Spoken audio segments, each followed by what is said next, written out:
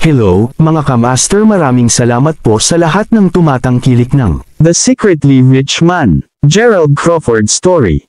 Paki-follow and subscribe mga master para sa mga susunod pang mga kabanata. The Secretly Rich Man, by 2 Ears is Body. Kabanata 461. Hoy, tatay. Magalang na tumawag si Gerald, sinasagot ang video call. Bagaman hindi ito ang kauna-unahang pagkakataon na tinawag ng video ang kanyang ama matapos matuklasan ang kanyang totoong pagkatao, medyo lumaki na si Gerald na maging mas magalang sa kanyang ama. Lalo niyang naramdaman kung gaano kagalang-galang sa isang lalaki ang kanyang ama. Ano ang balak mo ngayon, anak? Nakangiti ang ama ni Gerald sa sandaling ang kanyang anak ay dumating sa screen. Pahinga na lang ako, tay. Anong meron sa huli na tawag? Ano mang kailangan mong sabihin sa akin? Oo. Una kong pinaplano na tanungin ang iyong kapatid na babae na tingnan ang bagay na ito. Tulad ng kamalayan ko, ginugugol mo ang karamihan ng iyong oras at lakas na nakatuon sa iyong takdang aralin. Ang bagay na ito ay maaantala dahil ang iyong kapatid na babae ay napunta upang hawakan ang mga isyu sa pabrika sa Hilagang Afrika. Nagtataka ako kung sinabi na niya sa iyo ang tungkol dito. Kailangan mo ng tulong ko sa paghanap ng babae. Naalala ni Gerald ang mga tagubili ng kanyang kapatid at kung ano ang pinagtapat niya sa kanya dati. Humingi siya ng tulong sa paghanap ng isang partikular na babae. Oo, magpapadala ako ng kaunti sa kanya ng larawan niya. Kailangan ko ang iyong tulong sa pag-alam tungkol sa kanyang kinaroroonan sa lalong madaling panahon na makakaya mo. Kung hindi man ang pagkakasala kong ito sa aking budi ay makakain ko sa natitirang buhay ko.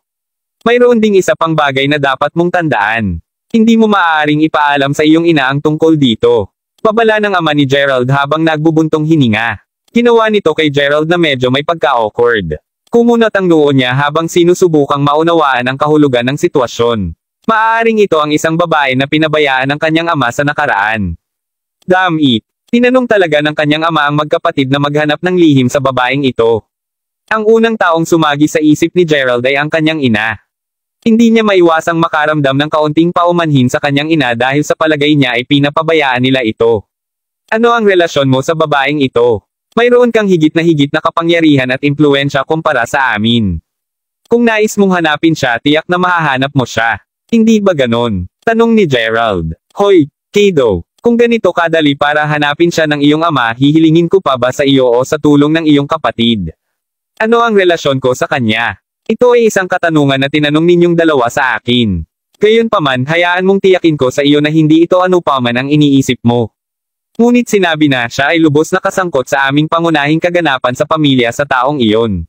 Hindi ko maiwasang maramdaman na pinabayaan siya ng pamilya Crawford kahit nasa loob ng maraming taon. Huwag tanungin ako tungkol sa mga detalye tungkol sa totoong nangyari. Ipagpapaliwanag ko sa iyo ang lahat sa ibang pagkakataon. O sige, yun lang. Mangyaring gumawa ng ilang pagsisikap upang matulungan akong makayanan ito. Ang tatay ni Gerald ay nabitin kaagad matapos niyang magsalita. Hindi nagtagal bago makatanggap ng mensahe si Gerald. Ito ay isang itim at puting larawan na mukhang isang taong dekada. Ito ay larawan ng isang babae. Sa sandaling makita niya ang babae, nanginginig ang kamay ni Gerald na hindi mapigilan at halos may lapag niya ang kanyang cellphone sa lupa. Matapos tignan ulit ang litrato, mariing lumanghap si Gerald. Ito, hindi ba ito ang Kate Smith? Oo, ang babaeng nasa litrato ay talagang maganda. Sa katunayan, siya ay hindi kapanipaniwala, kaakit-akit at kaakit-akit. Halos eksaktong kamukha niya si Keita. Ngunit kung ang larawang ito ay itim at puti, alam na sigurado ni Gerald na hindi ito maaaring maging Keita. Sino ang babaeng yon? Ipinagpalagay ni Gerald na ang babaeng ito ay malamang nakapantay ng kanyang ama na nangangahulugang nasa edad na siya. Kung iyon ang kaso, malamang na siya ang ina ni Keita. Kung sa bagay, alam ni Gerald na si Keita ay lumaki sa isang ampunan. Tila na iniwan siya ng kanyang mga magulang ng walang maliwanag na dahilan. Pinagsama ang mga piraso, humantong ito sa isang malinaw na konklusyon na ito ay ina ni Keita, ang babaeng hiniling sa kanya ng kanyang ama na hanapin. Sinimula ng balot ang isipan ni Gerald. Malinaw niyang naalala kung paano tumibok ang puso niya at hindi mapigilan sa unang pagkakataon na nakita niya si Keita. Nakaramdam din siya ng kakaibang pakiramdam ng pag-aliw ng pagiging malapit sa kanya mula pa noong unang beses na nakita niya si Keita at nagkaroon pa ng pagnanasang protektahan siya ng walang dahilan. Ngayon, habang binigyan niya ito ng mas malalim na pag-iisip, hindi niya maiwasang magtaka kung si Keita ba talaga ang kanyang kapatid. Sa kabila ng paliwanag ng kanyang ama, hindi kumbinsido si Gerald na ang ama niya ay walang kinalaman sa babaeng iyon. Nang gabing iyon, hinugasan si Gerald ng pagkabalisa. Itinapon niya at pinahihit ang kama niya, nakaramdam ng labis na hindi mapakali at hindi talaga makatulog.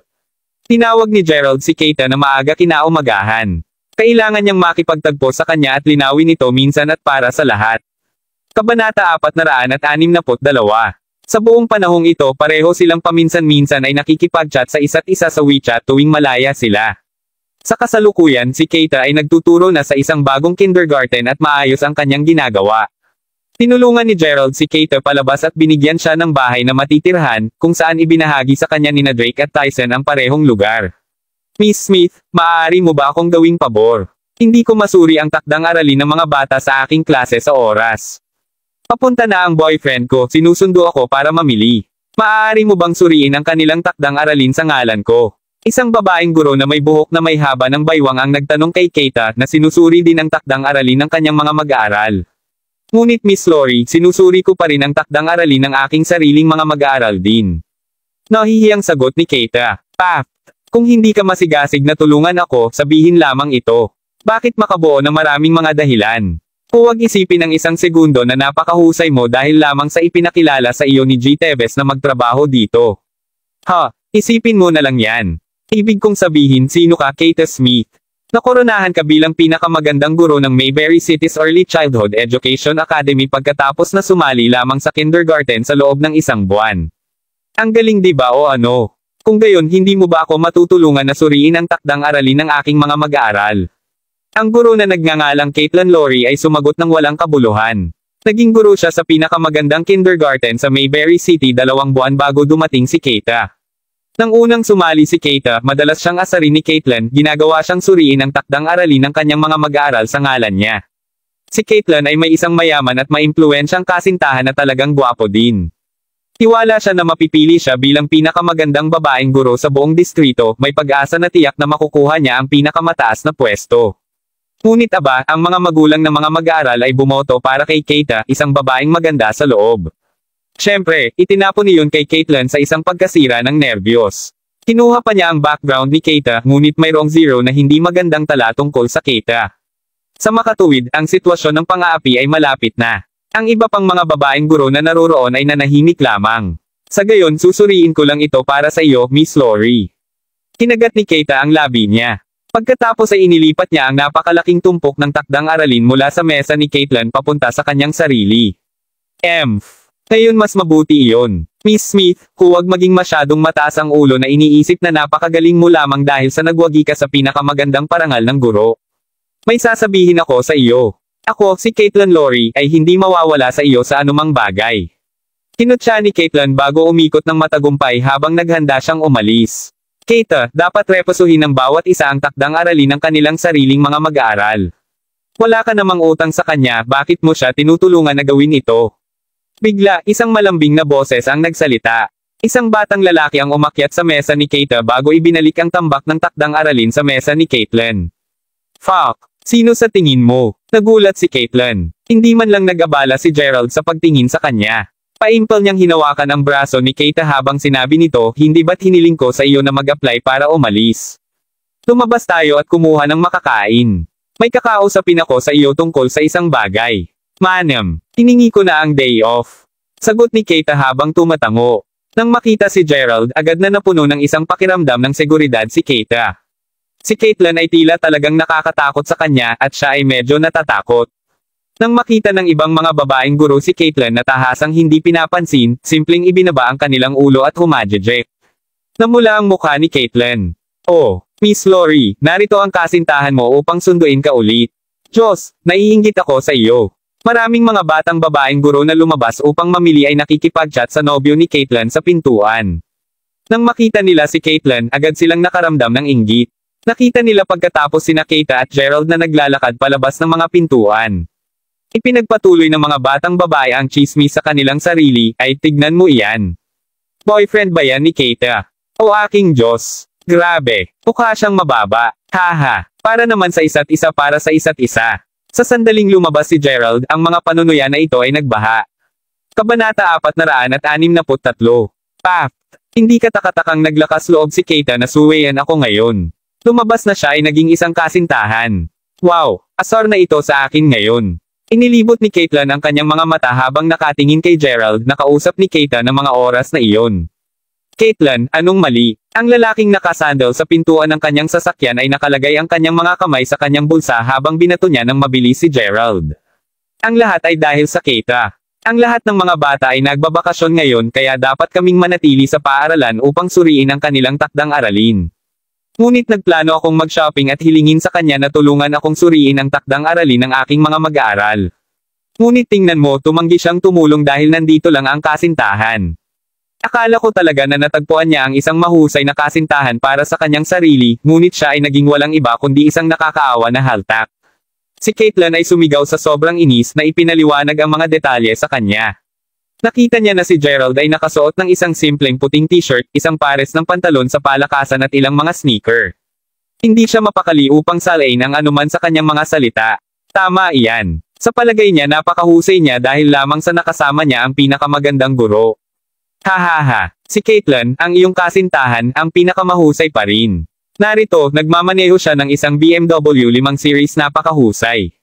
Siyempre, nagkataon na lalabas din ako sa pamimili kasama ang aking kasintahan. Bakit hindi kayong lahat sumakay sa kotse ng aking kasintahan at maaari tayong magsama nun? Kung sa bagay, dapat magkaroon tayo ng maayos na relasyon dahil lahat tayo ay kasamahan. Sagot ni Caitlyn habang tumatawa. Nais niyang ihiwalay si Keita at tiyakin na siya ay isang tulay sa hinaharap. Yeah, sure. Masayang ngumiti ang mga batang babae nang sumakay sa sasakyan at sabay na umalis. Nais ni Gerald na sawayin si Caitlyn. Hindi niya mapigilan ang galit na galit, nakikita ang paraan ng pambubuli niya kay Keita.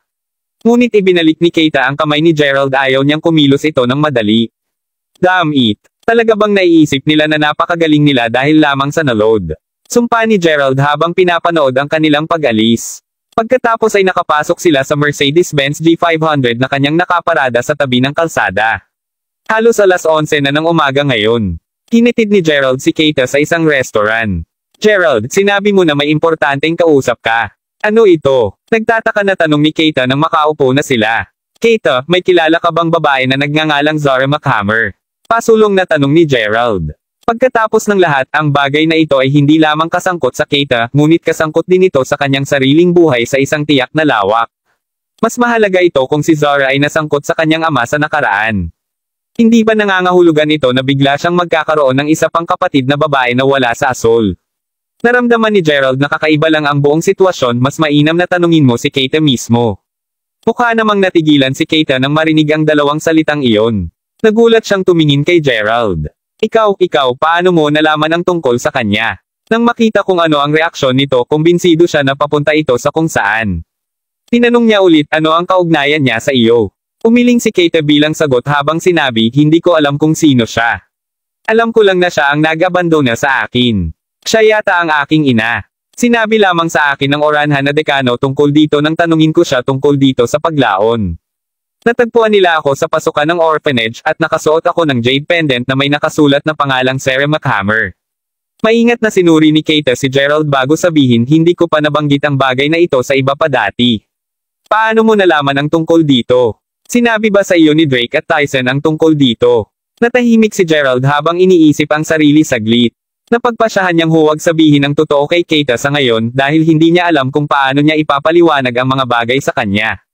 Sinamantala lamang niya ang sitwasyon at sinabing, bueno, oo. Isa sa kanila ang binanggit sa akin ng sapalaran. Keita, ayaw mo bang hanapin ang iyong ina o ang taong ito na nagngangalang Zara McHammer? Mabilis na binago ni Gerald ang usapan. Siyempre, gusto kong hanapin siya. Ngunit paano ko siya hahanapin? Sumagot si Keita, ito ang isa sa mga dahilan kung bakit ayaw kong sabihin sa iyo ang tungkol dito. Malaking tulong mo na sa akin at ayaw kong magdulot ng mas maraming gulo at abala. Kung hindi man, hindi ko talaga alam kung paano kita gagantay. Anong problema? Dahil nais mong hanapin siya, kung gayon hindi mo na kailangang mag-alala tungkol sa ano pa man. Tutulungan kitang hanapin siya. Sagot ni Gerald at ngumiti habang tinatapik ng mahina ang balikat ni Keita. Sige. Sagot ni Keita, dahan-daang tumango. Pagkatapos ay naglabas siya ng isang pendant na jade na nakabalot sa isang piraso ng pulang tela. Heto, Gerald. Ito ang pendant na jade na pinag-uusapan ko. Inabot ni Keita ang pendant ng jade kay Gerald. Tiningnan ito ni Gerald. Hindi ba ito ang jade pendant sa isa sa mga larawan na ipinadala sa kanya ng kanyang ama? Kabanata 464. Keita, may pakialam ka ba kung pipigilan ko ngayon ang pendant na ito? Gusto kong maghanap ng isang master upang matulungan akong tingnan ang mga pinagmulan ng pendant na ito sa Jade. Tanong ni Gerald na ngumiti ng mahina. Kuminto sandali si Keita bago siya tumango at sinabi, oo, sigurado, magpatuloy. Patuloy na tinanong ni Gerald si Keita tungkol sa nakaraan. Sobrang init talaga sa labas. Hindi gumagana ang sunscreen ko. Biglang, isang grupo ang sumabog sa shop. Ang isa sa mga batang babae ay hindi mapigil ang mapasigaw ng malakas habang bitbit niya ang ilang bag sa kanyang kamay. Caitlin, may tatak na tindahan sa tabi ng restaurant na ito. Papasok ba tayo at titingnan mamaya? Tanong ng isa sa mga batang babae. O sige, kumain muna tayo. Ang batang babae na ito ay hindi lamang iba, ngunit ito ay walang iba kundi ang kasamahan ni Keita na si Caitlin. O aking Diyos! Caitlin, tingnan mo, hindi ba yan si Keita? Hindi makapaniwalang kumakain din siya dito. Ang batang babae sa tabi niya ay tinuro sina Keita at Gerald. Ito ay lubos na hindi inaasahan. Ang kasintahan ni Caitlin ay maruming mayaman, alam nila na siguradong hindi niya sila dadalhin sa anumang casual na lugar upang kumain. Medyo may reputasyon ang restaurant na ito. Ngunit ang pagkakita kay Keita ay ganap na hindi inaasahan dahil siya ay isang tao na karaniwang makakaya lamang kumain ng pagkain na may ulam araw-araw. Paano talaga siya nakakayang kumain sa gayong isang high-end na restaurant? Oh, Keita, nagpunta ka ba dito para sa tanghalian? Biro ni Caitlin habang papalapit sa kanilang dalawa. Kinuha lang ni Gerald ang jade pendant mula kay Keita. Hindi niya mapigil ang sumimangot nang makita ang mga batang babae na papunta sa kanilang direksyon. May in-order ka ba na kakainin? Bakit dalawa lang ang inumin mo? Tanong ni Caitlin. Hahaha, marahil ay nais ng dalagang mag-asawa na pumasok dito upang tingnan lamang ang paligid. Masyadong marami sa mga ganitong uri. Hindi sila mag-o-order ng anumang makakain ngunit kumuha lamang ng inumin upang makapaglitrato sila at maipamala sa kanilang mga kaibigan. Ang isang babaeng kasamahan ay bumulong sa tainga ni Caitlin. Ang kanyang pahayag ay nagpatawa kay Caitlin at ng iba pa. Waiter, mayroon bang 4 na pack set na pagkain dito? Maaari mo ba akong bigyan ng isang set na pagkain na may isang mas mataas na pamantayan? Oo naman, ma'am. Nagdagdag din kamakailan ang aming shop ng isang bagong ulam sa aming menu. Ito ay isang espesyal na ulam ng foie gras, espesyal na ginawa ng aming chef mula kay Silten. Gusto mo bang subukan ito? Tanong ng waiter habang nakatingin kay Caitlin at ang iba pa. Sa oras na ito, sumulyap si Caitlin sa kasintahan. Sige, hayaan mo akong tingnan ito. Kinuha ng kasintahan ni Caitlin ang menu sa kanyang kamay at laking gulat niya nang makita ang presyo. Fuck, baliw ka ba? Ang isang plato ng foie gras ay nagkakahalaga ng $260. Isang plate lang. Walang imak ang kasintahan ni Caitlin. Natulala din si Caitlin. Napakamahal. O aking Diyos, malaking bahagi iyon ng aking sweldo. Opo, Ginoo. Ito lang ang presyo para sa isang maliit na bahagi.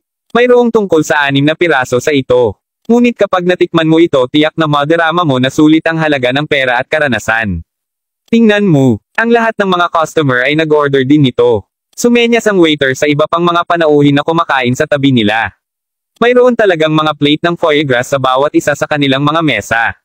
Nang tignan nila ang presyo ng malaking bahagi, mas napatulala sila nang makita na nagkakahalaga ng $400.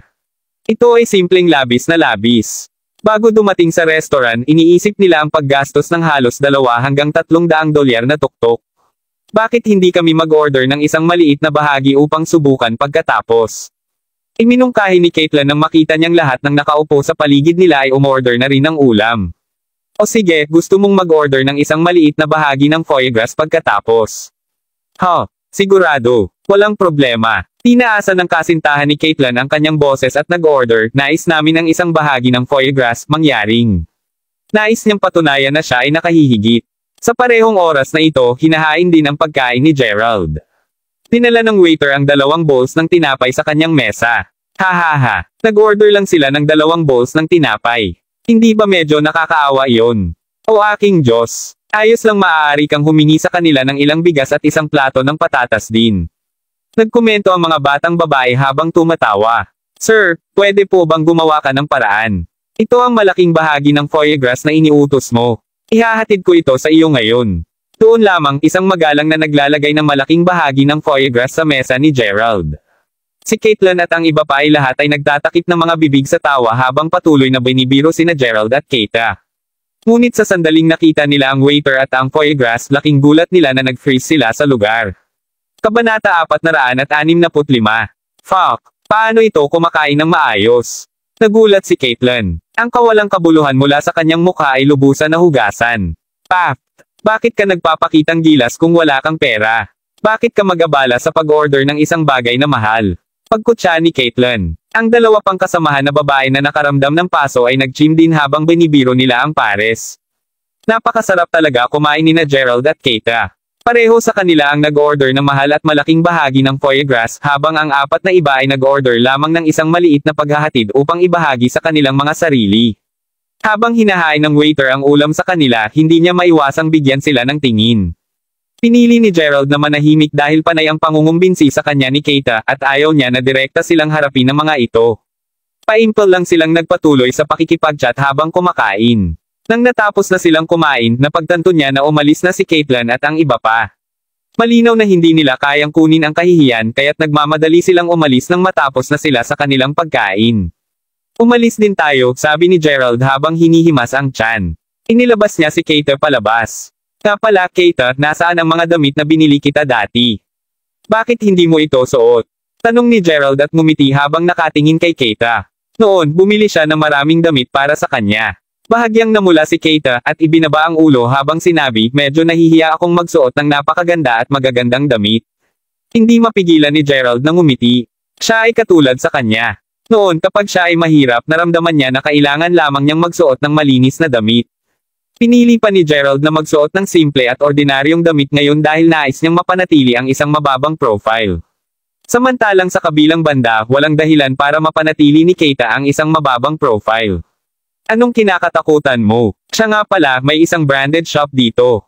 Halika na. Hayaan mo akong dalhin sa iyo upang pumili ng mas magagandang damit. Ha? Hindi, ayoko. Napakamahal. Tinanggihan ni Keita, umiling. Ayos lang. Pumasok na tayo. Mayroon din akong isang itim na card. Sagot ni Gerald habang nakangiti. Mahinahon niyang hinaila si Keita papasok sa shop. Grayson, gusto ko ang damit na ito. Ito ay napakarilag. Sa palagay mo magiging maganda ako rito? Tanong ni Caitlyn habang hawak ang isang damit sa harap niya na sinenyasan ng kanyang kasintahan na magbigay ng puna. Ang ganda talaga ng damit. Ang mayaman, batang chap na nagngangalang Grayson ay binaligtad ang presyo at halos itapon niya ang damit. Fuck! Ang damit na ito ay nagkakahalaga ng higit sa $3,000. Bakit hindi mananakawan sa halip? Mahal, hindi ka ba pumili ng ibang damit? Kinumbinsi ni Grayson si Caitlyn habang nakahawak sa wallet. Ayos kung ganon. Kumusta naman ang isang ito? Tanong ulit ni Caitlyn. Mula sa isang solong sulyap, masyadong mahal pa rin ito, nagkakahalaga ng $1,500. Tulad ng para sa iba pang dalawang batang babae na kasama ni Caitlyn, hinawakan lamang nila ang kanilang mga shopping bag habang nagtatampo sila ng inggit mula sa gilid. Anyways, wala silang isang mayamang kasintahan tulad ni Grayson na kayang bilhin sa kanila ang mga tulad ng marangyang kalakal. Sapat para sa kanila na samantalahin ang pagiging pamilyar kay Caitlyn, ngunit tiyak na hindi ito makatutuhanang asahan nilang bibilhin din sila ni Grayson. Kahit na pagkatapos pumili ni Caitlyn ng isang dosenang mga damit upang subukan, napagtanto ni Grayson na higit sa kanyang budget at natapos silang hindi bumili ng anuman sa mga ito. Labis na nalulumbay si Caitlyn. Gerald, hindi ka ba bibili ng masyadong maraming damit? Hindi ko kaya magsuot ng ganoong karaming damit pa rin. Dagdag pa, napakamahal. Gulat na bulalas ni Keita nang makita ang bilang ng mga damit na nakasalansan sa mga kamay ni Gerald. Nakaramdam siya ng kaunting pagkabalisa. Bakit ang mahal? Ang nagpasadya ay gumagawa sa lalaki, gayon paman. Mariing naramdaman ni Gerald na hindi kinailangan ni Keita na mabuhay ng tulad niya. Hoy, mukhang hindi masama ang damit na ito at medyo mura din ito. Binibili namin ito. Nakita ni Gerald ang damit sa tabi ni Grayson, hinalot upang pumili ng sukat bago tanungin ang pipi na salesgirl na ibalot ito para sa kanya. Fuck! Keita, ikaw, pareho kayong baliw. Tandang padamdam. Sa sandaling nakita silang dalawa ni Caitlyn, hindi niya maiwasang hindi tuluyang maramdamang kapwa na katulala at naguluhan, lalo na't nakita niya ang bilang ng mga mamahaling gamit na hawak nila. Sa paghusga sa bilang ng mga piraso sa mga kamay ni Gerald, marahil ay higit sa 100 ito. O aking Diyos! May kaya ka pa bang bumili dito? Paano mo talaga binibili ang marami? Bakit ang bongga mo? Magpa-picture ka na lang ulit. Pareho ng mga babaeng kasamahan ni Keita ang sumisigaw. Naramdaman nila na parang tinapakan lamang ni Keita ang buong kanilang kumpiyansa sa sarili. Hindi alintana ni Gerald ang tungkol sa kanila. Simple lang siyang naglakad diretso sa counter nang nasiyahan siya sa kanyang napili. Si Caitlyn at ang iba pa ay nagpalitan ng tingin bago ang buntot sa likuran ni Gerald at Keita. Kumusta, Ginoo, ang kabuoang halaga para sa lahat ng mga damit at bag na iyong napili ay 48,000 dolyar. Paano mo nais na magbayad? Ang cashier din ay tulala rin sa dami. Si Caitlyn at ang natitirang nakatayo sa likod ay nakanganga tuluyan ng natulala. Kabanata 466. Nang walang sasabihin, simpleng isininala ni Gerald ang itim na card sa kanyang kamay. Bagaman tulala, ang ka-era ay isang profesional at agad siyang yumuko. Sir, nagastos ka ng labis sa aming shop ngayon na magiging bastos kung hindi ka namin bibigyan ng libreng mga regalo. Mangyaring pumili ng anumang 3 mga artikulo ng damit at ang mga ito ay sa amin. Magalang na sabi ng ka-era. Hindi, teka, hindi siya bibili ng alinman sa mga iyon. Gerald, lahat ng ito ay napakamahal. Hindi ko kailangan ng gaanong magarbong damit. Galit na sagot ni Keita habang umiling. Sa palagay ko hindi ako magkakaroon ng dahilan upang magsuot ng kalahati ng iyong pinili pa rin. Mangyaring ibalik lamang ang mga ito, ang kanyang boses ay nanginginig pa rin ng bahagya mula sa pagkabigla ng huling kwenta. Hindi mo kailangang isuot ang lahat, alam mo. Ngayon, halika pumili ng iba pang 3 mga artikulo ng damit. Kung nais mo, maaari mo silang ibigay sa mga guro o kasamahan na malapit ka sa kindergarten.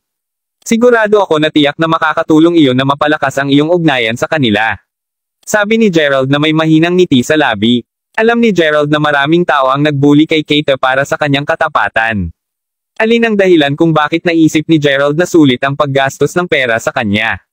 Kailangang gumamit pa rin si Gerald ng kanyang black gold card. Kailangan niyang gumastos ng hindi bababa sa 45,000 dolyar buwan-buwan kaya't pinapasimple ni Keita ang kanyang buhay sa buwang ito. May kamalayan din si Gerald na kaya niyang kusang loob na gumastos ng sobra para sa kanya dahil sa nararamdaman niya para kay Keita na malalim sa kanyang puso. Habang nangyayari ito, si Caitlyn at ang 2 pang mga kasamahan na babae ay nakatayo sa kanilang kalayuan. Nagulat silang 3 at lalo na ito para sa 2 kasamahang babae na narinig ang huling pahayag ni Gerald. Wow! Keita, ang yaman ng kasintahan mo. Ang pangalan niya ay Gerald, di ba? Ang ganda ng pangalan at ang gwapo din niya. Sinabi ng 2 batang babae na nagsimulang maglakad papunta sa kanila at pinupuri si Gerald. Kung sino ang mas malakas ngayon ay malinaw sa araw. Ha! Gerald, hindi siya, sabi ni Keita, nasa estado pa rin ng pagkabigla habang sinubukan niyang sabihin sa kanila na hindi niya siya kasintahan. Gayunman, nagmamadali na sumagot si Gerald, ako ay kanyang Diyos na kapatid. And please, guwapo, napatingin mo ba kung gaano casual ang mga suot kong damit? Haha, nakakatuwa ka Gerald. Hindi maiwasan ng 2 dalaga na makaramdam ng bahagyang hiya. Diyos kuya, damn it. At narito naisip nila na may kasintahan si Keita. Gayunpaman, hindi nito nilaipat ang posisyon ni Keita sa kanilang mga puso.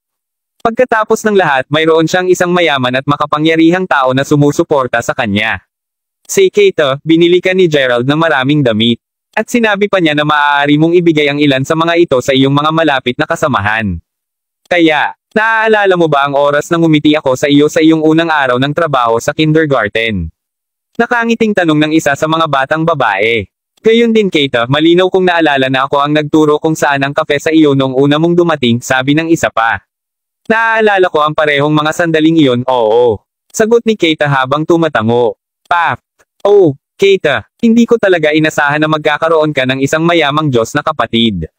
Kung handa siyang bumili ng marami para sa iyo, dapat mo lamang itong pahalagahan. Ngunit gayon paman, ako ang interesado muna sa damit na iyon. Kung nagbibigay ka ng mga damit sa iyong mga kasamahan, mas mabuti na ibigay mo sa akin ang isa. Sabi ni Caitlyn, ang boses nito ay napuno ng panibugho. Oh, Caitlyn, kung gaano walang kahihiyan. Ikaw ang pinaka-nambubuli kay Keita at umaasa ka pa na bibigyan ka niya. Sino sa tingin mo? Sabay-saway sa parehong dalaga. Fuck, kaninong panig ba kayong dalawa? Sumpa ni Caitlyn, nanlaki ang mga mata sa galit.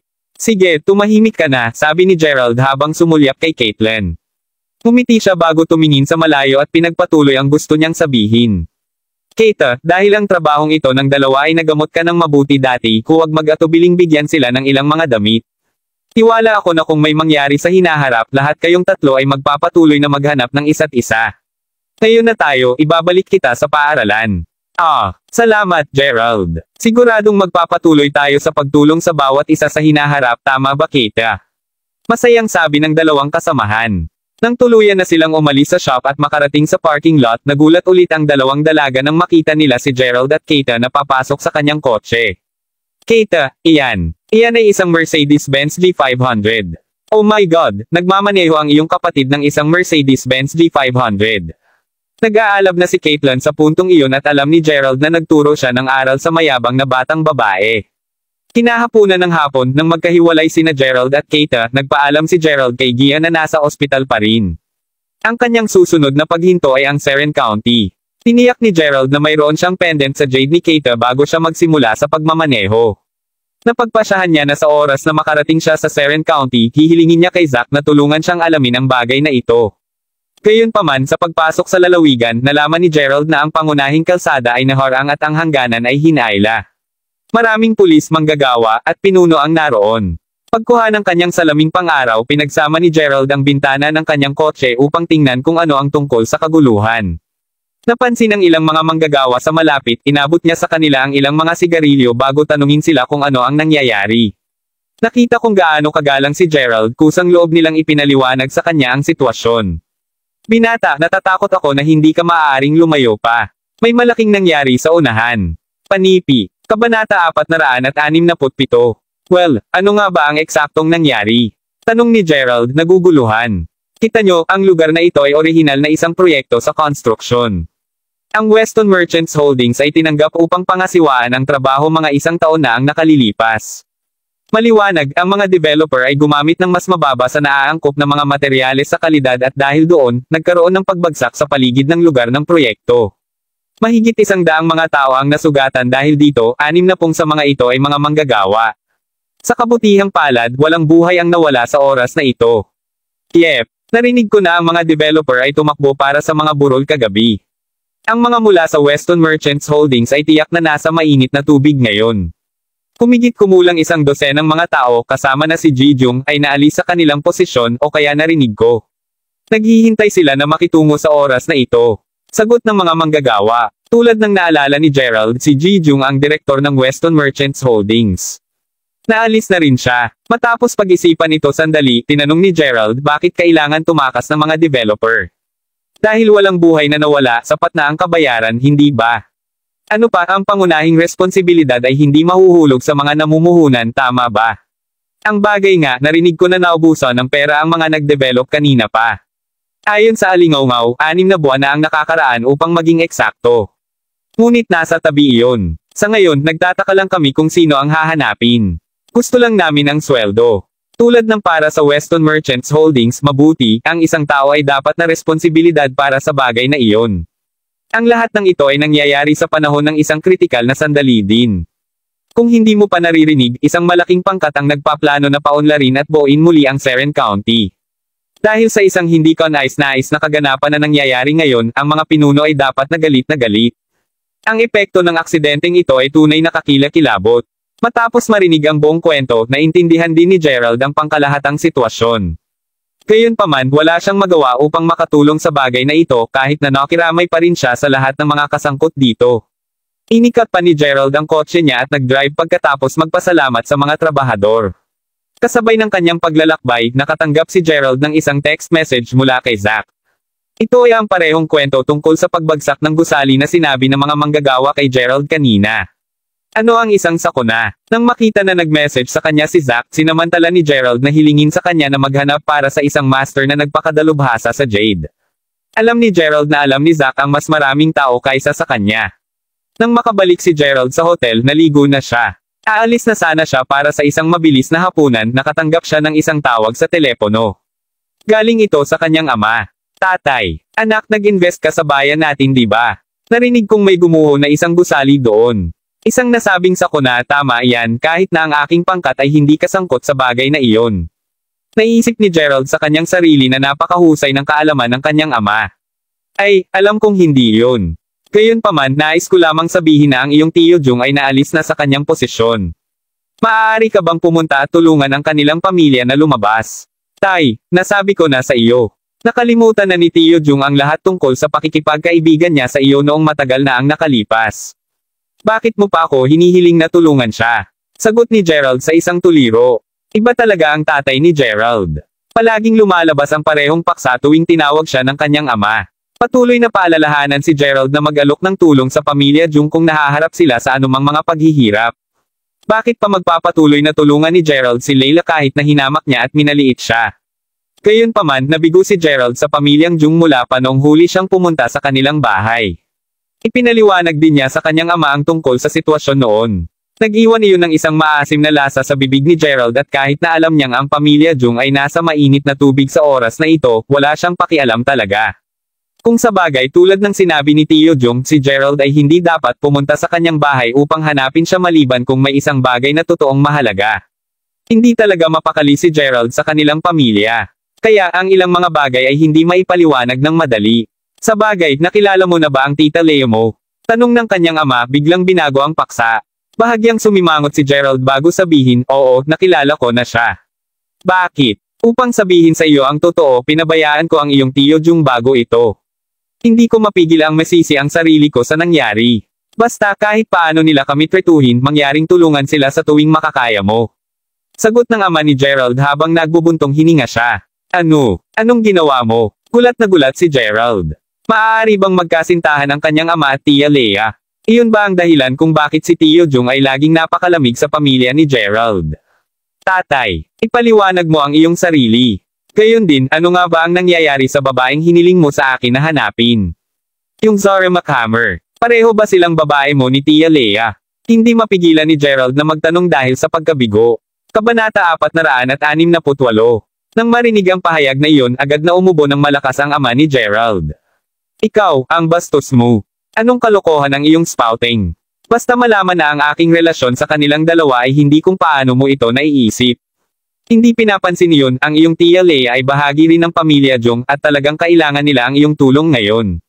Tulungan mo lang sila kung kaya mo. Isipin ito na parang tinutulungan mo akong magbayad ng utang sa kanila. Huwag kalimutang hanapin din si Zara. Andito ang nanay mo. Iyon lang ito para sa ngayon. Matapos sabihin ang lahat ng iyon, agad na bumaba ang kanyang ama.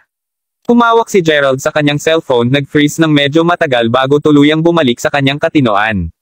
Ano? Natukso si Gerald na tawagan ang kanyang ina sa oras na iyon upang sabihin sa kanya ang tungkol sa lahat ng ito.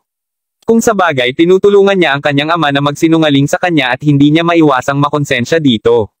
Matapos itong pag-isipan, bamaantong hininga siya. Magkakatiwala siya sa kanyang ama sa pansamantala.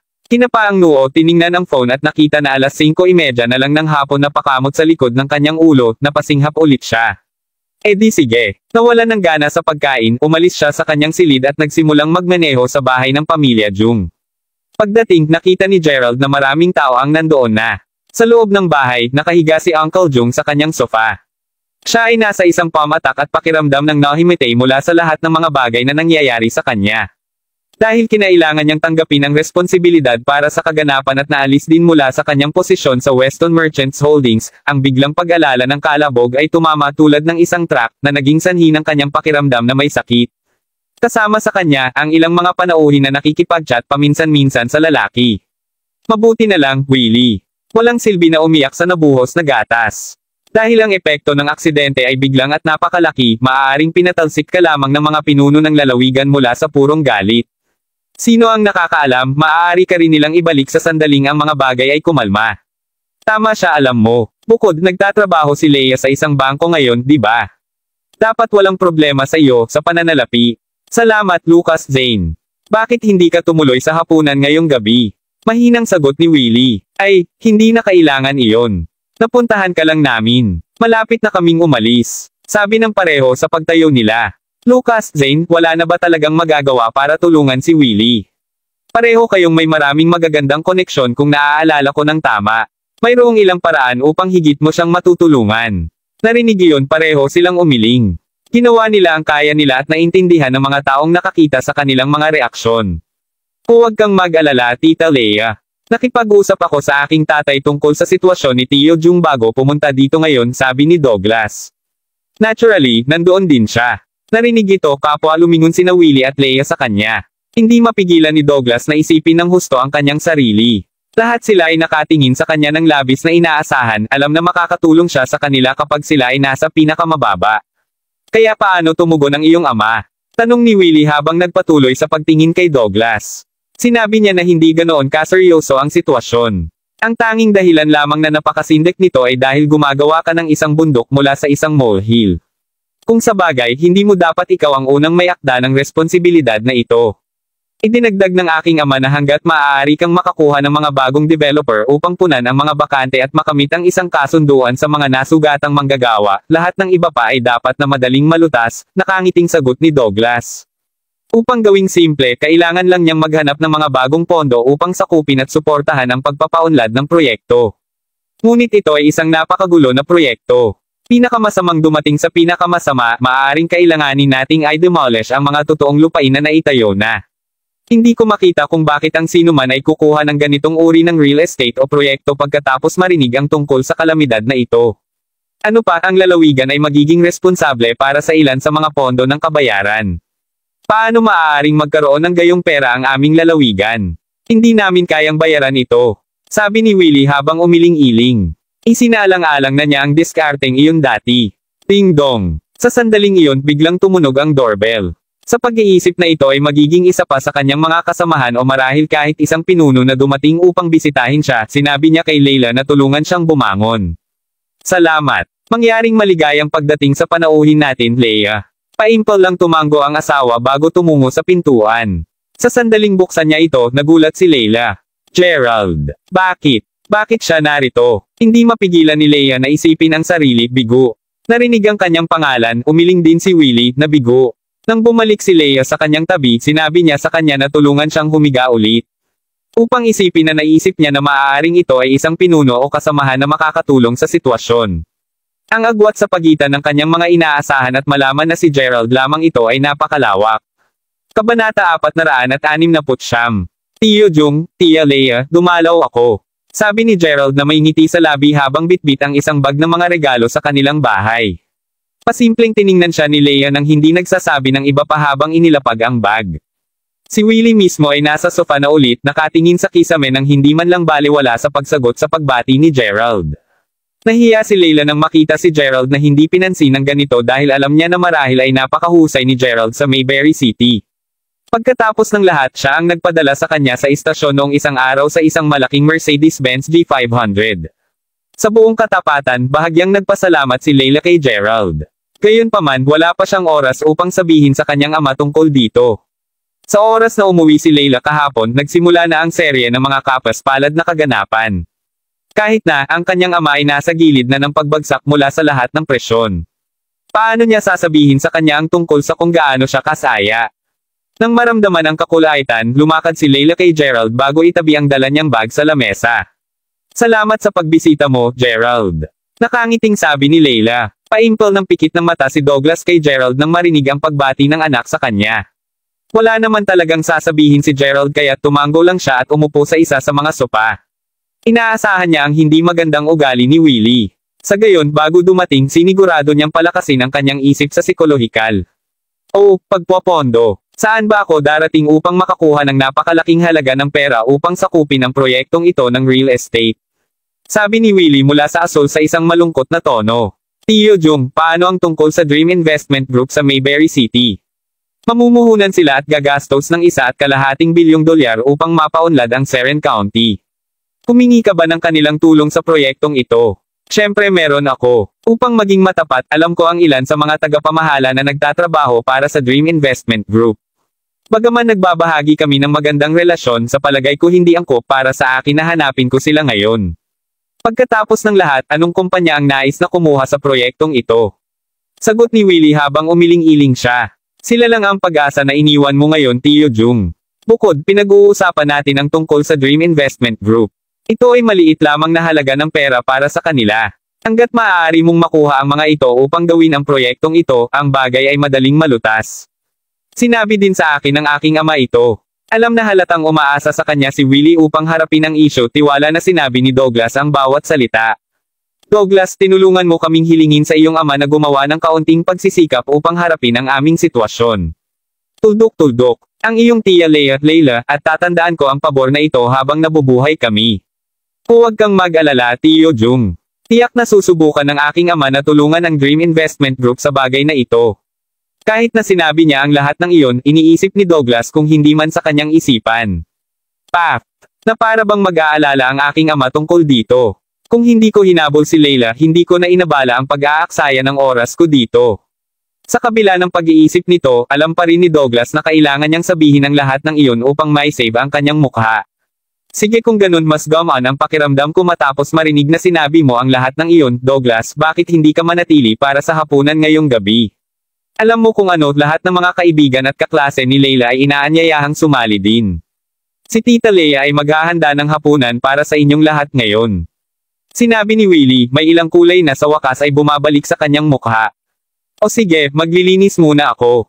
Ngunit sandali, sa palagay ko wala kaming sapat na gulay para sa ating lahat dito. At hindi ako maaaring umalis upang makakuha ng anuman dahil kailangan ko pa ihanda ang karne.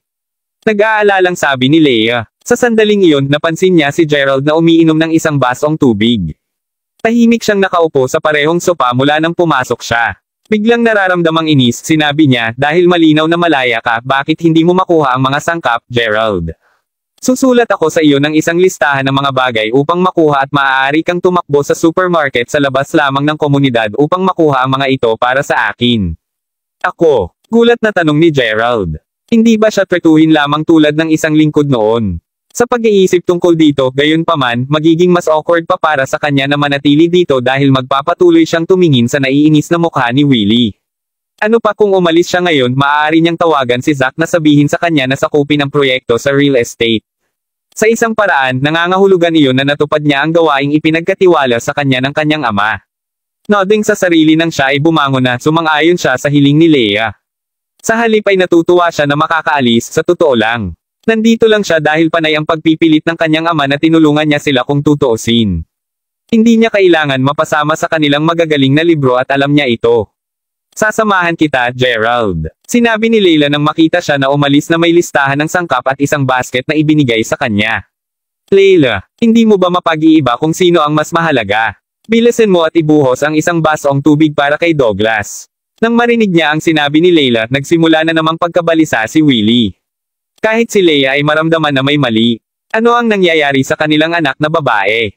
Mula sa pagpasok ni Gerald, ang tono ni Layla sa kanya ay tila ganap na naiiba kumpara sa pakikipag-usap nito sa kanya noon. Ang pamilyang Crawford ay hindi mabubuting tao pagkatapos ng lahat. Kabanata 470 sinabi ni Leia kay Layla na manatili rin sa bahay upang makasama si Douglas. Si Gerald naman, agad niyang tinawagan si Zack pagkalabas niya ng bahay. Sa sandaling na-update si Zack sa bagay na ito, alam ni Gerald na ang sitwasyon ay malulutas ng mabilis.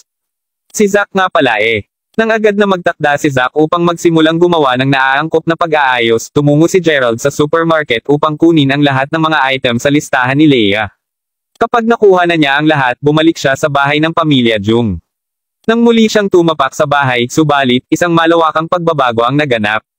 Binabati kita, Tio Jung. Salamat. Hindi ko talaga inaasahan ang Dream Investment Group na talagang sakupin ang proyekto sa real estate. Upang magpas siya na sakupin ang buong proyekto, matapat akong natigilan. Hindi na kailangan ni Willie ang pagtulo niya. Ang kanyang unang pagkaputla ay nawala lahat at sa nakataas niyang kamay ay ang kanyang cellphone. Magtipon-tipon lahat. Kailangan kayong lahat na mag-enjoy ng masarap na inumin kasama ko ngayon. Lalo na ikaw, Douglas. Masiglang sigaw ni Willie. Sa kanya, naramdaman niya na ang tulong ng ama ni Douglas ay mahalaga sa pangwakas na desisyon ng Dream Investment Group. Ang kanyang sariling mga koneksyon ay maaaring may bahagi din doon. Upang gawing simple, ang pinuno ay tumawag kay Willie kamakailan lamang upang sabihin sa kanya na ang kanyang posisyon sa Weston Merchants Holding ay naibalik. Siya rin ang bahala sa proyektong ito sa hinaharap. Mangolekta sila pagkatapos ng isang donasyon at ang bagay ay ganap na malulutas. Paano siya mananatiling nalulumbay pagkatapos marinig ang lahat ng iyon? Tiningnan ni Willie pareho sina Douglas at Layla. May ideya siya sa kanyang isipan. Layla, hayaan mong sabihin ko sa iyo. Gerald, kumain ka na. May sasabihin pa sana siya, nakita ni Willie si Layla na naghahain ng ilang pinggan kay Gerald. Gulat na gulat siya. Layla, anong ginagawa mo? Nasa kamay pa rin ni Gerald, di ba? Hayaan mong kumuha siya ng sarili niyang pagkain. Tumingin si Layla sa kanya bago sumagot, Dad, sa totoo lang, Gerald. Tuldok-tuldok panipi. Tio Jung, hindi na si Gerald kung sino siya dati. Sigaw ni Douglas habang may sensinang tinitigan niya si Gerald bago pa matapos ni Layla ang pangungusap. Kung ipaparating lang ni Layla ang parehong impormasyon, siya ang magsasabi nito. Ano ang pagkakaiba sa kanya ngayon? Tanong ni Tita Leia habang naghahain ng iba pang ulam sa lamesa. Kita mo, si Gerald ay nanalo sa loto. Sa pera, bumili siya ng kanyang sarili ng isang Mercedes-Benz G500. Iyon ang dahilan kung bakit tinatrato siya ng mabuti ni Leila ngayon. Naiinggit na si Douglas. Oh my God! Nagulat ang lahat ng nakaupo sa paligid ng hapagkainan. Magkano ang pera na nanalo ka? Tanong ni Tia Leia habang walang malay na humiga. Hindi alam ni Gerald ang sasabihin. Nagsinungaling siya kay Leila at sinabi sa kanya na nanalo siya sa loto upang maitago niya ang kanyang pagkakakilanlan noon. Maliwanag, ngayon kailangan niyang magsinungaling sa isang buong pangkat ng mga tao. Ginamit ko lang ang karamihan ng pera upang bumili ng Mercedes-Benz G500. Sagot ni Gerald. Ginamit mo ang pera upang mabili iyon. Nanalo ka ng higit sa $300,000 sa pamamagitan ng loterya. Gulat na gulat ang lahat. Nanatiling tahimik din si Gerald. Bigla na lang hinampas ni Willie ang lamesa sa lamesa at tinitigan si Gerald ng malamig na tingin. Isang maloko. Gerald, malayang magpakita ang ibang tao, ngunit hindi mo ba napagtanto kung gaano kahirap ang iyong sariling kalagayan sa pamumuhay? Bakit mo pa sinusubukan magpakitang gilas? Sinasayang ang iyong pera upang bumili ng isang Mercedes-Benz, alam mo ba kung magkano ang magagawa mo sa $300,000 na iyon? Sigaw ni Willie habang umiling. Nasiyahan si Douglas. Umiti siya habang sinasabi, totoo iyon, Tio Jung. Kung ginamit lamang niya ang $150,000 bilang isang donasyon para sa iyong pangangalap ng pondo, maaari kang magayos ng posisyon para kay Gerald sa Departamento ng Pagpapadala ng Trabaho. Ngunit ang alam lang ni Gerald kung paano gawin ay subukang makipagkompetensya sa ibang mayamang tagapagmana. Kita mo ba, si Douglas ay malinaw na mas may kaalaman. Gerald, hayaan mong tanungin kita. Bumili ka ba ng bahay para sa iyong sarili sa Seren County? Umiling-iling lang si Gerald, alam kung saan ito pupunta. Nakahanap ka na ba ng trabaho? Bamantong hininga si Gerald habang umiling ulit. Nako, wala pa akong nakitang kahit walang utak ka. Bakit ka gumagastos ng sobra? Kumuha muna ng disenteng trabaho pagkatapos magsimulang magtrabaho upang makamit ang isang matapat na pamumuhay para sa iyong sarili. Ang sasabihin ko sa iyo, ibenta ka agad muli ang kotse. Kung mapalad ka, makakakuha ka ng hindi bababa sa $270,000. Sa perang iyon, makakabili ka ng iyong bahay. Kapag tapos na iyon, makakapag-ayos ako ng trabaho para sa iyo na may mga social insurance at pondo sa pabahay. Ano pa? Oo, may isa pa, sabi ni Willie habang humihigop ng alak bago tumingin ulit kay Gerald. Kabanata 471. Sa totoo lang guluhin iyon, sa palagay ko maaari kitang tanggapin kahit na hindi mo natutupad ang lahat ng mga karaniwang kondisyon. Ang kailangan mo lang gawin ngayon ay ibenta ang kotse at bumili ng sarili mong bahay. Kung maaari mong gawin iyon ng tama, makakakuha ka ng trabaho bilang isang clerk sa tanggapan ng publiko. Magkakaroon ka ng mga social insurance at pondo sa pabahay pagkatapos. Sa ganoong paraan, magkakaroon ka ng matatag na buhay sa hinaharap. Alam mo ba, mayroon akong isang subordinate dati na may isang kapatid na 3 taon lamang na mas matanda sa iyo. Hindi pa siya kasal. Kapag nakapag-ayos ka na, maaari kitang maging matchmaker at tutulungan ka ring makakuha ng asawa. Sabi ni Willie. Napatulala si Gerald. Kaya hanggat handa siyang magbigay ng pera sa kanya, bibigyan siya ni Willie ng napakahusay na paggamot. Gayunman, nagulat si Leila. Tatay, hindi ba ang kapatid ng kalihim na iyon? Tuldok-tuldok. Alam mo, ang bagal ng intelektual. Kaya paano kung siya? Hindi madali para sa kahit sino na makakuha ng asawa sa mga panahong ito. Tingnan ang mga kwalifikasyon ni Gerald. Hindi ko rin ginagarantiyahan na ang ibang partido ay handa na magpakasal sa isang tulad niya. Tio Jung, hindi mo ako kailangang mag-alala tungkol sa akin. Pilit na pinipilit ni Gerald na hindi sumabog sa galit, ang mukha nito ay pumapalit sa pagitan ng pula at mapatla. Tiisin lang niya ito sa pag-iisip tungkol sa sinabi ng kanyang ama. Sa kasamaang palad, hindi pa tapos si Willie. Kapag natapos na ang hapunan, kaagad na nakipag-ugnay si Willie sa isang pangalawang dealer ng kotse nang hindi man lang hinihintay na lumusot si Gerald. Pagkatapos ng lahat, nais niyang ibigay ni Gerald sa kanya ang bahagi ng perang iyon bago gamitin ang natitirang pera upang makabili ng isang bahay para sa kanyang sarili. Ito ay isang mahusay na pagkakataon upang ayusin ang isang contractual na trabaho para sa Gerald din. Hindi bababasa, bahagi siya ng bahagi sa samahan noon. Si Gerald, natural, ay ayaw gawin ang anuman sa mga ito. Napakalapit niya sa paglabas ng kanyang pagkakakilanlan sa sandaling iyon upang masampal niya ang lahat ng kanilang mukha. Gayunpaman, naikuyom niya ang kamao sa likuran niya habang iniisip ang mga salita ng kanyang ama upang panatilihing kalmado ang kanyang sarili. Kung sa bagay sinabi ng kanyang ama na nagawa niya ang mga bagay kay Tia Leia upang pabayaan si Tio Jung.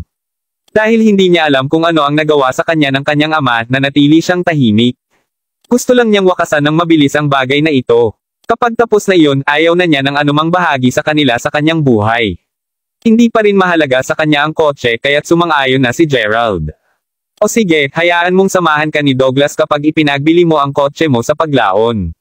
At least marami pa siyang nalalaman kaysa sa iyo. Sa ganoong paraan, hindi ka malilinlang nang hindi mo namamalayan.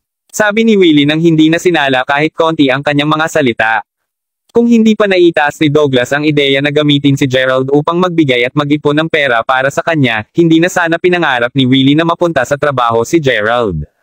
Hindi man niya ginawa ito kahit na isang contractual na trabaho lamang ito. Sa pag-iisip tungkol dito, sa sandaling natanggap niya ang pera ng donasyon, maaari na lamang niyang random na ayusin si Gerald upang magtrabaho bilang isang clerk sa anumang departamento. Sa ganoong paraan, makakakuha si Gerald ng kahit $2,000 sa isang buwan. Naramdaman ni Willie na gagawin na sana niya kay Gerald ang isang malaking pabor. Naturally, pumayag si Douglas na sumama kay Gerald. Halata ang kanyang hangarin. Nais niyang kunin ni Willie ang lahat ng pera ni Gerald at maging ang kanyang sasakyan. Tingnan natin na subukan ni Gerald na magpakitang muli sa harapan niya sa hinaharap. Hindi inaasahan, mas handa si Gerald na sumang-ayon sa lahat ng ito para lamang sa pagkakaroon ng trabaho.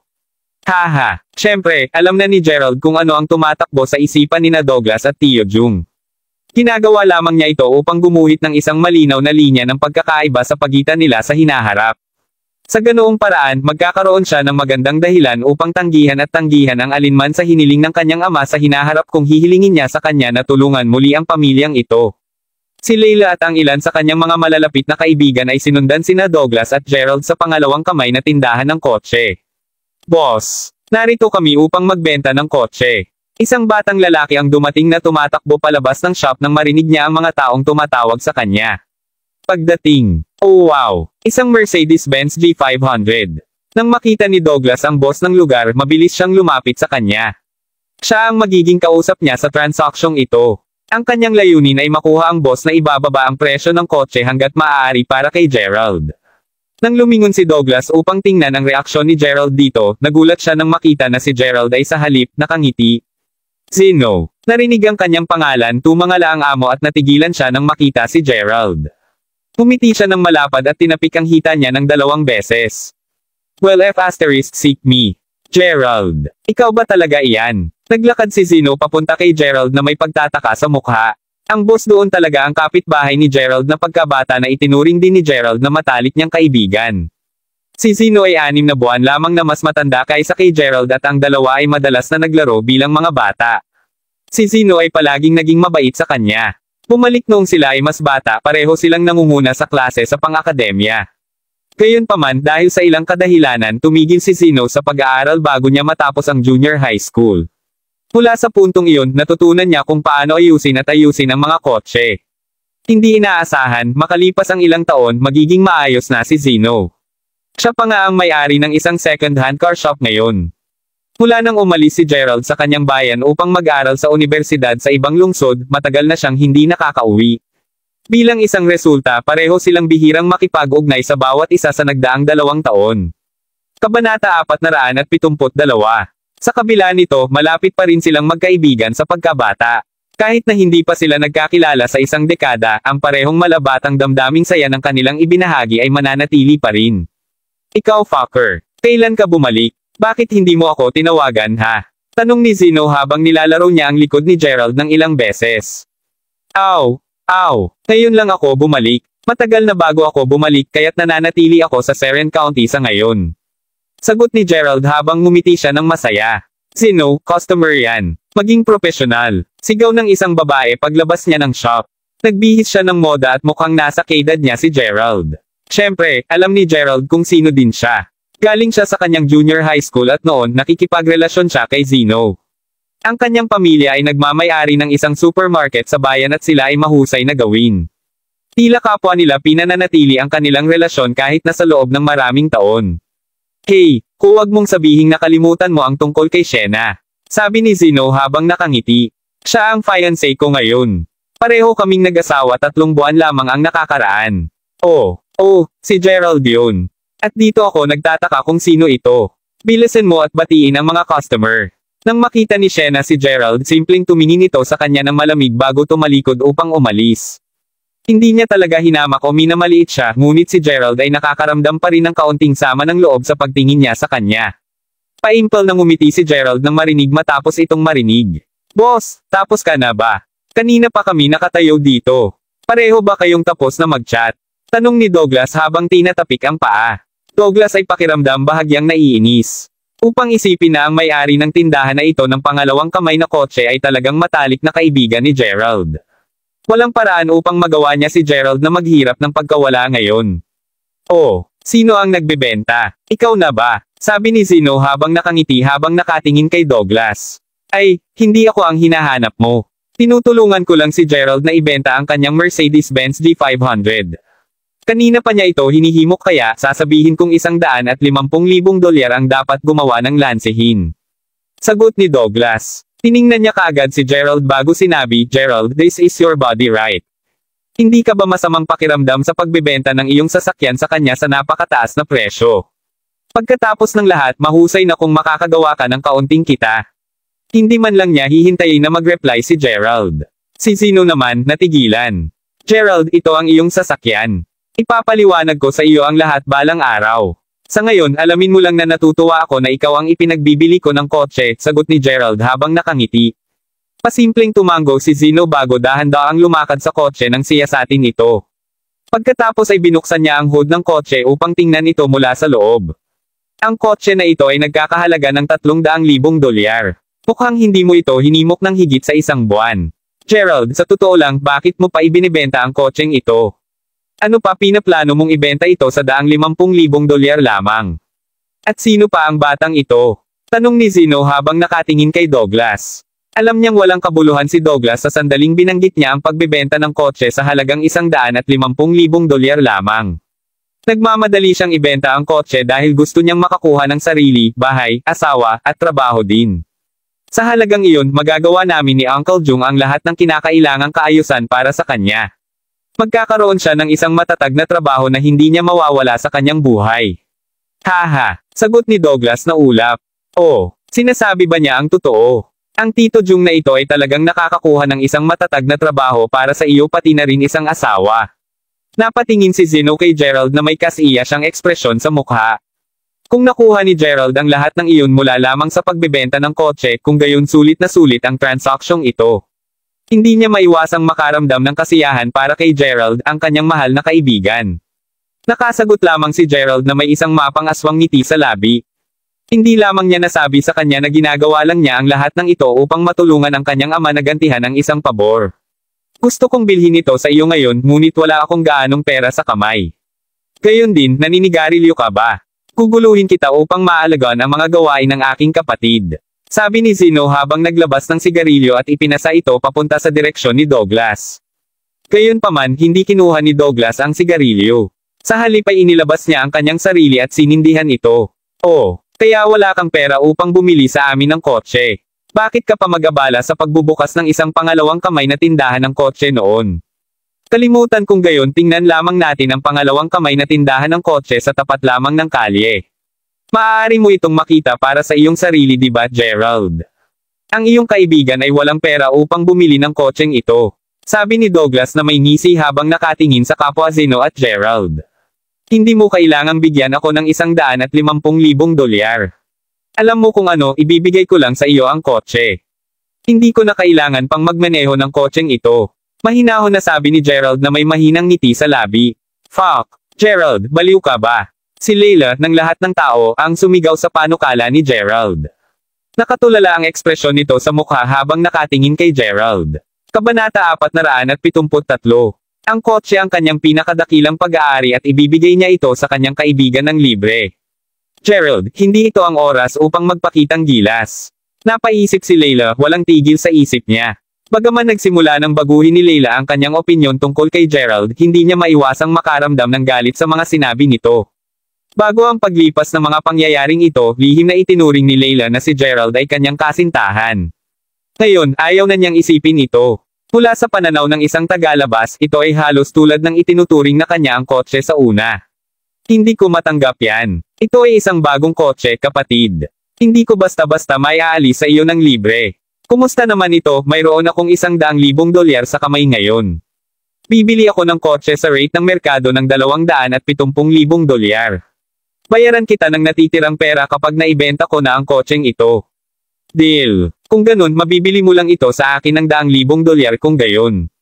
Sagot ni Gerald na may isang nakangiting ngiti sa labi. Alam niyang hindi tatanggapin ni Zeno ang kotse ng libre kahit anong gawin niya. Gayunpaman, paano makakabawi ang Gerald's Mercedes-Benz G500 para sa insidente na nangyari noon? Pinagpag ni Gerald ang kaisipan sa isipan niya sandali. Seryoso, huwag kang mag-alala tungkol dito, Zeno. Ipapaliwanag ko sa iyo mamaya. Bilhin lamang ito sa $100,000. Dalhin mo sa amin ang kontrata, kaibigan. Sabi ni Gerald habang tinatapik ang balikat ni Zeno. Natahimik si Zeno at simpleng sumunod. Napagpasyahan niya na ibabalik lamang niya ang pera kay Gerald kapag naibenta na ang kotse. Hindi talaga bagay sa kanya ang kontrata. Habang pinirmahan ni Gerald ang kontrata, mukhang naguguluhan si Leila habang si Douglas ay lihim na labis na nasisiyahan. Opisyal nang naibenta ang kotse at bibigyan ni Gerald si Willie ng $70,000 para sa kanyang fundraiser. Matapos gawin ito, $30,000 na lang ang natitira kay Gerald. Douglas, Leila, nagtitinda ng bahay ang pinsan kong babae. Kagagaling lamang niya sa negosyo at hindi pa siya nakakakuha ng trabaho sa oras na ito. Dahil sa pagbili ni Gerald ng bahay, bakit hindi ko siya tawagan? Maaari niya itong bilhin mula sa kanya. Alam mo gayon paman na $30,000 ay halos sapat na para sa paunang bayad. Sabi ng isa sa mga kaibigan ni Leila na sumunod sa kanila. Puntahan mo, sagot ni Leila habang medyo tumango. Sa sandaling nagawa ang pang-down pay, opisyal na magiging isang tagayat muli si Gerald. Bukod sa kanyang bahay at mortgage na babayaran niya, wala na siyang iba. Para kay Leila, iyon ang katumbas ng pagkawala ni Gerald ng lahat ng kanyang paunang charisma. Anumang mga nararamdaman niya para sa kanya, ngayon ay nasa 6 na talampakan sa ilalim. Ang pagbabalik kay Gerald, ang tanging dahilan kung bakit siya nangako na ibibigay ang kanyang kotse at una ay ibibigay kay Willie, ay dahil lamang sa nais niyang bayaran ang utang sa ngalan ng kanyang ama. Kung hindi dahil sa kanyang ama, mababaliw si Gerald na talagang maaabala tungkol sa isang tao bilang minuscule tulad ni Willie. Ito ay naka-out na ang mga bahay ang pinsan ng kaibigan ni Leila ay inalok ay nasa magandang lokasyon. Si Gerald mismo ay nagpaplano na bumili ng ilang mga bahay sa Seren County upang makapag-ayos siya ng tirahan para sa ilan sa kanyang mga executive. Kahit na ang kanyang orihinal na plano ay bumili ng isang buong gusali upang magamit niya ito bilang isang hostel ng kawani, hindi magiging problema para sa kanya na suriin muna ang isang bahay at i-book muna ang isa sa mga unit. Matapos magpaalam kay Zeno, umalis na si Gerald kasama ang pangkat ng mga tao. Ito ay medyo madali upang bumili ng bahay.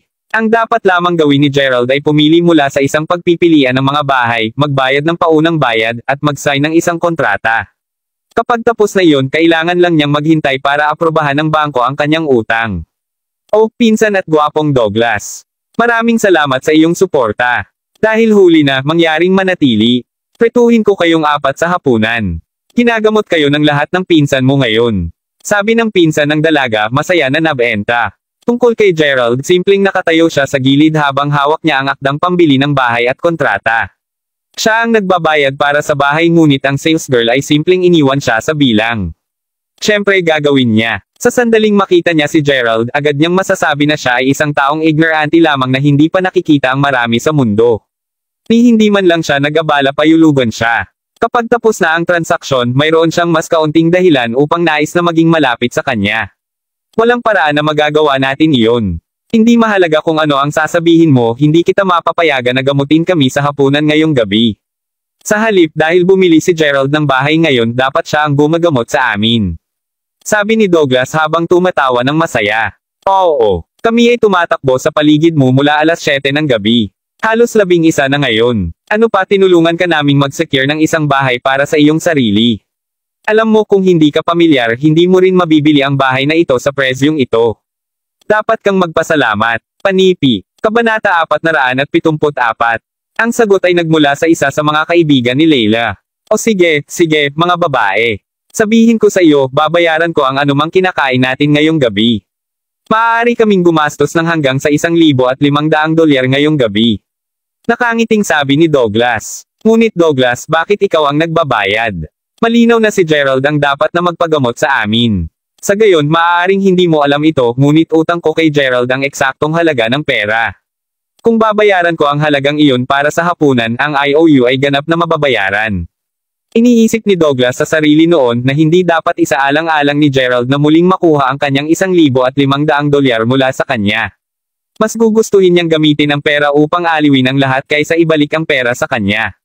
Ayos lang. Teryo na. Panahon na nang umalis ako sa trabaho ngayon pa rin. Masayang sabi ng sales girl. Sa sandaling iyon nagsimulang mag-ring ang cellphone ni Leila. Si Willie yun. Ano ito? Hindi ba tayo nagkasundo na siya ay magbibigay ng kahit $120,000 upang makahanap ako ng trabaho? Bakit may $70,000 lamang? Itay, ipinagbili niya ang kotse sa $100,000 lamang mula noong kaibigan niya ang mamimili. Ang lokong yun. Bibigyan ko lang siya ng award para sa $70,000 pagkatapos. Tulad ng para sa oportunidad sa trabaho, ayusin ko lang ito para sa kanya sa hinaharap. Paft! Malamig na sagot ni Willie bago tumambay. Gerald, sinabi ng tatay ko. Medyo nahihiya si Leila habang nakatingin kay Gerald. Hindi niya alam kung paano sasabihin sa kanya na hindi siya bibigyan ng trabaho kaagad. Simpleng ngumiti ng mahina si Gerald. Inaasahan niyang mangyayari ito. Mabuti hindi mo kailangang mag-alala tungkol sa pagkuha ng trabaho para sa akin. Tulad ng para sa hapunan, lahat kayo ay magpatuloy. Hindi ako sasama. Paulum. Habang nagsasalita siya, kinuha niya ang IOU ni Douglas mula sa kanyang bulsa bago ito hinawi sa kalahati sa harap nila at itapon sa basurahan. Sa kanyang paglalakad palayo, wala siyang naramdaman na galit sa ilang kadahilanan kahit na palagi nila silang kinukutsa. Ito ay tumagal sa kanya ng isang sandali, ngunit Gerald madaling napagtanto pagkatapos na ito ay dahil hindi sila mula sa parehong mundo bilang siya ay. Hindi niya kailangang maghawak ng anumang galit sa mga langgam na tulad nila. Tungkol naman sa pamilyang Jung, nag-ambag na siya ng sapat na pondo upang matulungan silang makabalik. Ano pa, nag-donate pa siya kay Willie para matulungan siyang makalakam ng pondo. Hindi alintana kung magkano ang pagkakautang ng kanyang ama kay Uncle Jung, ang halagang ito ng pera ay tiyak na makakasunod sa anumang pinapaboren sa ama ni Gerald na may utang sa pamilya Jung. Hindi na magkakaroon ng anumang mga utang sa panig ng kanyang ama. Ito ang bagay na nasisiguro ni Gerald. Dahil doon hindi na niya kailangang mag-alala pa o pag-alagaan pa ang mga ito. Ang isang hapunan sa kanila ay magiging walang katuturan. Nang gabing iyon, bumalik si Gerald sa hotel upang matulog. Alas 7 ng sumunod na araw, nagsimulang mag-ring ang kanyang telepono. Si Zeno yun. Magandang umaga, Gerald. Gising ka na. Kung malaya ka, bakit hindi ka lumapit sa aking tindahan? Mayroon akong napakalakas na masarap na agahan na naghihintay para sa iyo dito. Oh, at nga pala, nabente ko na ang kotse mo. Halika at ipagdiwang natin iyan. Sabi ni Zeno sa telepono. Matapos malaman na si Gerald ay maaaring may kagyat na pangangailangan ng pera, ginugol ni Zeno ang buong gabi sa pakikipag-ugnay sa ilan sa kanyang mga kaibigan at kapantay upang maghanap ng mamimili para sa kotse ni Gerald. Si Gerald mismo ay na-miss din si Zeno. Kahit na hindi niya tinawag si Gerald, pupunta sana si Gerald upang bisitahin siya alinman sa paraan. Kung sa bagay, naisipan na niyang bisitahin ang Zeno bago bumalik sa Seren County. Nang matapos na siyang maghugas at maglagay ng sariwang hanay ng mga damit, dumiretso si Gerald patungo sa pangalawang kamay na tindahan ng kotse ni Zeno. Pagdating sa pamilyar na tindahan, agad na hinailan ni Zeno si Gerald papasok sa isang silid at nilock ang pintuan sa likuran niya. Umaga, Gerald. Isa kang maswerteng bastard. Tinulungan kami ng isang kaibigan ko na makipag-ugnay sa isang mamimili kagabi.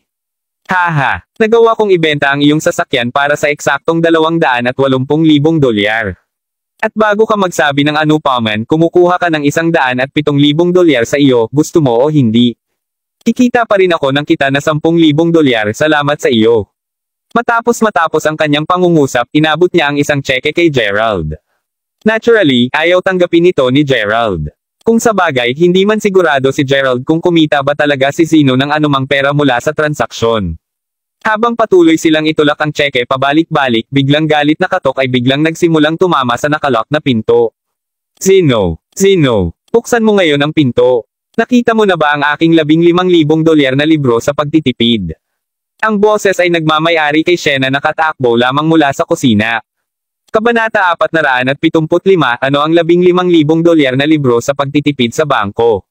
Tanong ni Gerald, bahagyang nagulantang. Bago pa siya mapigilan ni Zeno, binuksan na ni Gerald ang pintuan upang makita ang isang balisa na Shena. Ay, huwag kang mag-alala tungkol dito. Kailangan kong gamitin ang pera. Sabi ni Zeno habang nakangiti. Para saan mo ginagamit ito? At ano ang hawak mo sa iyong kamay? Oh Diyos, anong ginagawa mo sa sobrang laking check? Tandang padamdam. Ang pagkabalisa sa boses ni Shena ay tila lumalala pa. Ang pera kay Gerald. Paano kami makakabili ng halos bagong-bagong kotse sa $100,000 lamang? Ano pa, ito ay isang Mercedes-Benz G500. Sagot ni Zeno. At bakit imposible? Ano ang masama sa kita ng ilan sa kanyang pera? Zeno, hindi mo pwedeng lokohin ang iba pa sa kanilang cash ngunit siguradong maloloko mo siya. Bigyan mo ako ng tseke. Sigaw ni Shena habang dinukot ang tseke mula sa kanyang kamay. Paf, naibenta namin ang kotse sa halagang $27,000. Binigyan na namin si Gerald ng $100,000 at kailangan din naming bigyan ang iyong kaibigan ng $15,000 para sa pagpapakilala sa amin ng isang mamimili. Narinig ito, tiningnan ni Shena ang tseke at hingal sa sobrang takot sa halagang nakasulat dito. $170,000. Zeno, ano ang kahulugan nito? Sinasabi mo ba sa akin na gumamit ka ng aming sariling $15,000 para kay Gerald? Mawawalan tayo ng $15,000 sa napakalaking transaksyon noon. Nagalit ka na ba? Natahimik agad na kinuha ni Shena ang isang bote ng alak bago ihulog patungo kay Zeno. Kahit na hindi ito tumama sa sinuman, nahulog ito sa harap mismo ni Gerald. Si Zeno ay nag-alala sa kanyang sarili, tinitingnan ang mga kilos nito. Pareho silang mukhang naghahanda upang labanan. Ang totoo, ang kotse ay hindi nabili ng $280,000. Si Zeno ay gumastos ng sarili niyang pera upang maghanap para sa isang mamimili. Sa huli, ang transaksyon ay nakakuha sa kanya ng zero profit. Ginawa niya ang lahat ng ito dahil maiintindihan niya na labis na naguluhan si Gerald noong nakaraang gabi. Ipinagpalagay ni Zeno na ito ay dahil sa mga isyu sa pera. Dahil dito, nais niyang tulungan si Gerald na makakuha ng pera sa lalong madaling panahon. Si Zeno para sa isa ay higit pa sa handang gawin ito para sa kanyang matalik na kaibigan. Sa kasamaang palad, ang Shena ay hindi nagkakaroon ng anuman sa mga iyon. Ibigay mo ang tseke, Shena. Tinitiyak kong makukuha ni Gerald ang kanyang buong $70,000. Sa ibabaw ng aking patay na katawan. Malaki ang pagkakautang sa atin ni Gerald. Tandaan mo Zeno, hindi ka sana mapapatalsik kung hindi mo sinaksak ang isang tao dahil kay Gerald. Hindi ko sana kailangang ipamuhay ang ganitong buhay sa iyo kung hindi dahil sa kanya. Nasa tuktok ka ng klase mo noon. Sagot ni Shena nang umiiyak na siya. Ano iyon Shena? Ano ang sinasabi mong fuck? Sumpa ni Zeno habang namumula ang mukha sa galit. Si Gerald ay nahuli sa pagitan ng labanan at maaari lamang niya itong subukang idagdag. Sa totoo lang, naramdaman ni Gerald ang isang paghihirap sa kanyang puso sa sandaling ibalik ni Shena ang memorya ng pangyayaring iyon. Parehong Gerald at Zeno ay nagmula sa mahirap na pamilya. Lumaki sila na may parehong lifestyle at minuscule na kapalaran na humantong sa pareho sa kanila upang maging napakalapit na mga confidant. Habang pareho silang nag-aaral ng sama-sama, si Zeno, hindi katulad ni Gerald, hindi lamang magaling sa mga pagganap sa akademiko, ngunit gusto rin niyang lumaban. Hindi bihira na mahuli si Zeno na nakikipaglaban sa iba kahit na mula sa isang murang edad. Ipinaglaban niya rin si Gerald. Si Gerald ay naghirap ng higit na pananakot sa high school kumpara sa kanyang oras sa junior high dahil nakikipaglaban pa rin si Zeno sa kanya ng mga nananakot sa kanya noon. Nagbago ang lahat nang maganap ang insidente. Noong panahon pa ng kanilang junior high school, nagkaroon ng isang matalik na kaibigan si Gerald. Hindi sila eksaktong nasa isang relasyon noon. Ang pinaka hindi nila ginawa ay ang pagsulat ng mga titik sa bawat isa. Gayunpaman, ang isa pang mag-aaral na kilalang gangster ay nag-interes sa parehong babae. Dahil alam niya na nagbahagi si Gerald ng malapit na relasyon sa kanya, dinala niya ang ilan sa mga miyembro ng kanyang gang upang bugbugin si Gerald pagkatapos ng pag-aaral isang araw. Kasama ni Zeno si Gerald ng mga oras na iyon at nang makita niya ang matalik niyang kaibigan na papaluhan at tinulungan niya si Gerald na lumaban. Sa kanyang estado ng gulat, sinaksak ni Zeno ng isang kutsilyo ang batang gangster. Habang mapalad na walang napatay noong araw na iyon, si Zeno ay pinatalsik mula sa paaralan dahil sa pangyayaring iyon. Kabanata 476. Matapos mapatalsik si Zeno, binugbog ng maraming beses si Gerald. Kahit na ang batang babae na ang gangster ay naiwan si Gerald, napipiliin na makasama ang mapang-api. Ang dahilan kung bakit natakot at nahihiya si Gerald sa mga batang babae tuwing nakikita niya sila sa panahon ng kanyang high school at universidad, ay direktang nalink sa kaganapang ito. Sa sandaling napatalsik si Zeno mula sa paaralan, nagpatuloy lamang siya sa pamumuhay sa mga kalye. Siya ay bihirang kailanman sa bahay. Ano pa nang pumasok si Gerald sa high school, patuloy na binabago ni Zeno ang kanyang numero ng telepono. Mahirap para kay Gerald na makakausap lang siya minsan. Mula noong araw na iyon, palaging itinatago ni Gerald ang sakripisyo at kabaitan ni Zeno sa kanyang puso. Ito ay dahil ang posibleng dakilang hinaharap ni Zeno ay nasira ng isang solong kaganapan, at ito ay direktang sanhi ni Gerald. Alam ni Shena ang tungkol sa lahat ng ito at ito ang dahilan kung bakit ayaw niya kay Gerald. Si Shena ay talagang napakagandang babae. Ang kanyang pamilya ay nagmamay-ari ng isang malaking supermarket sa bayan at napakayaman nila.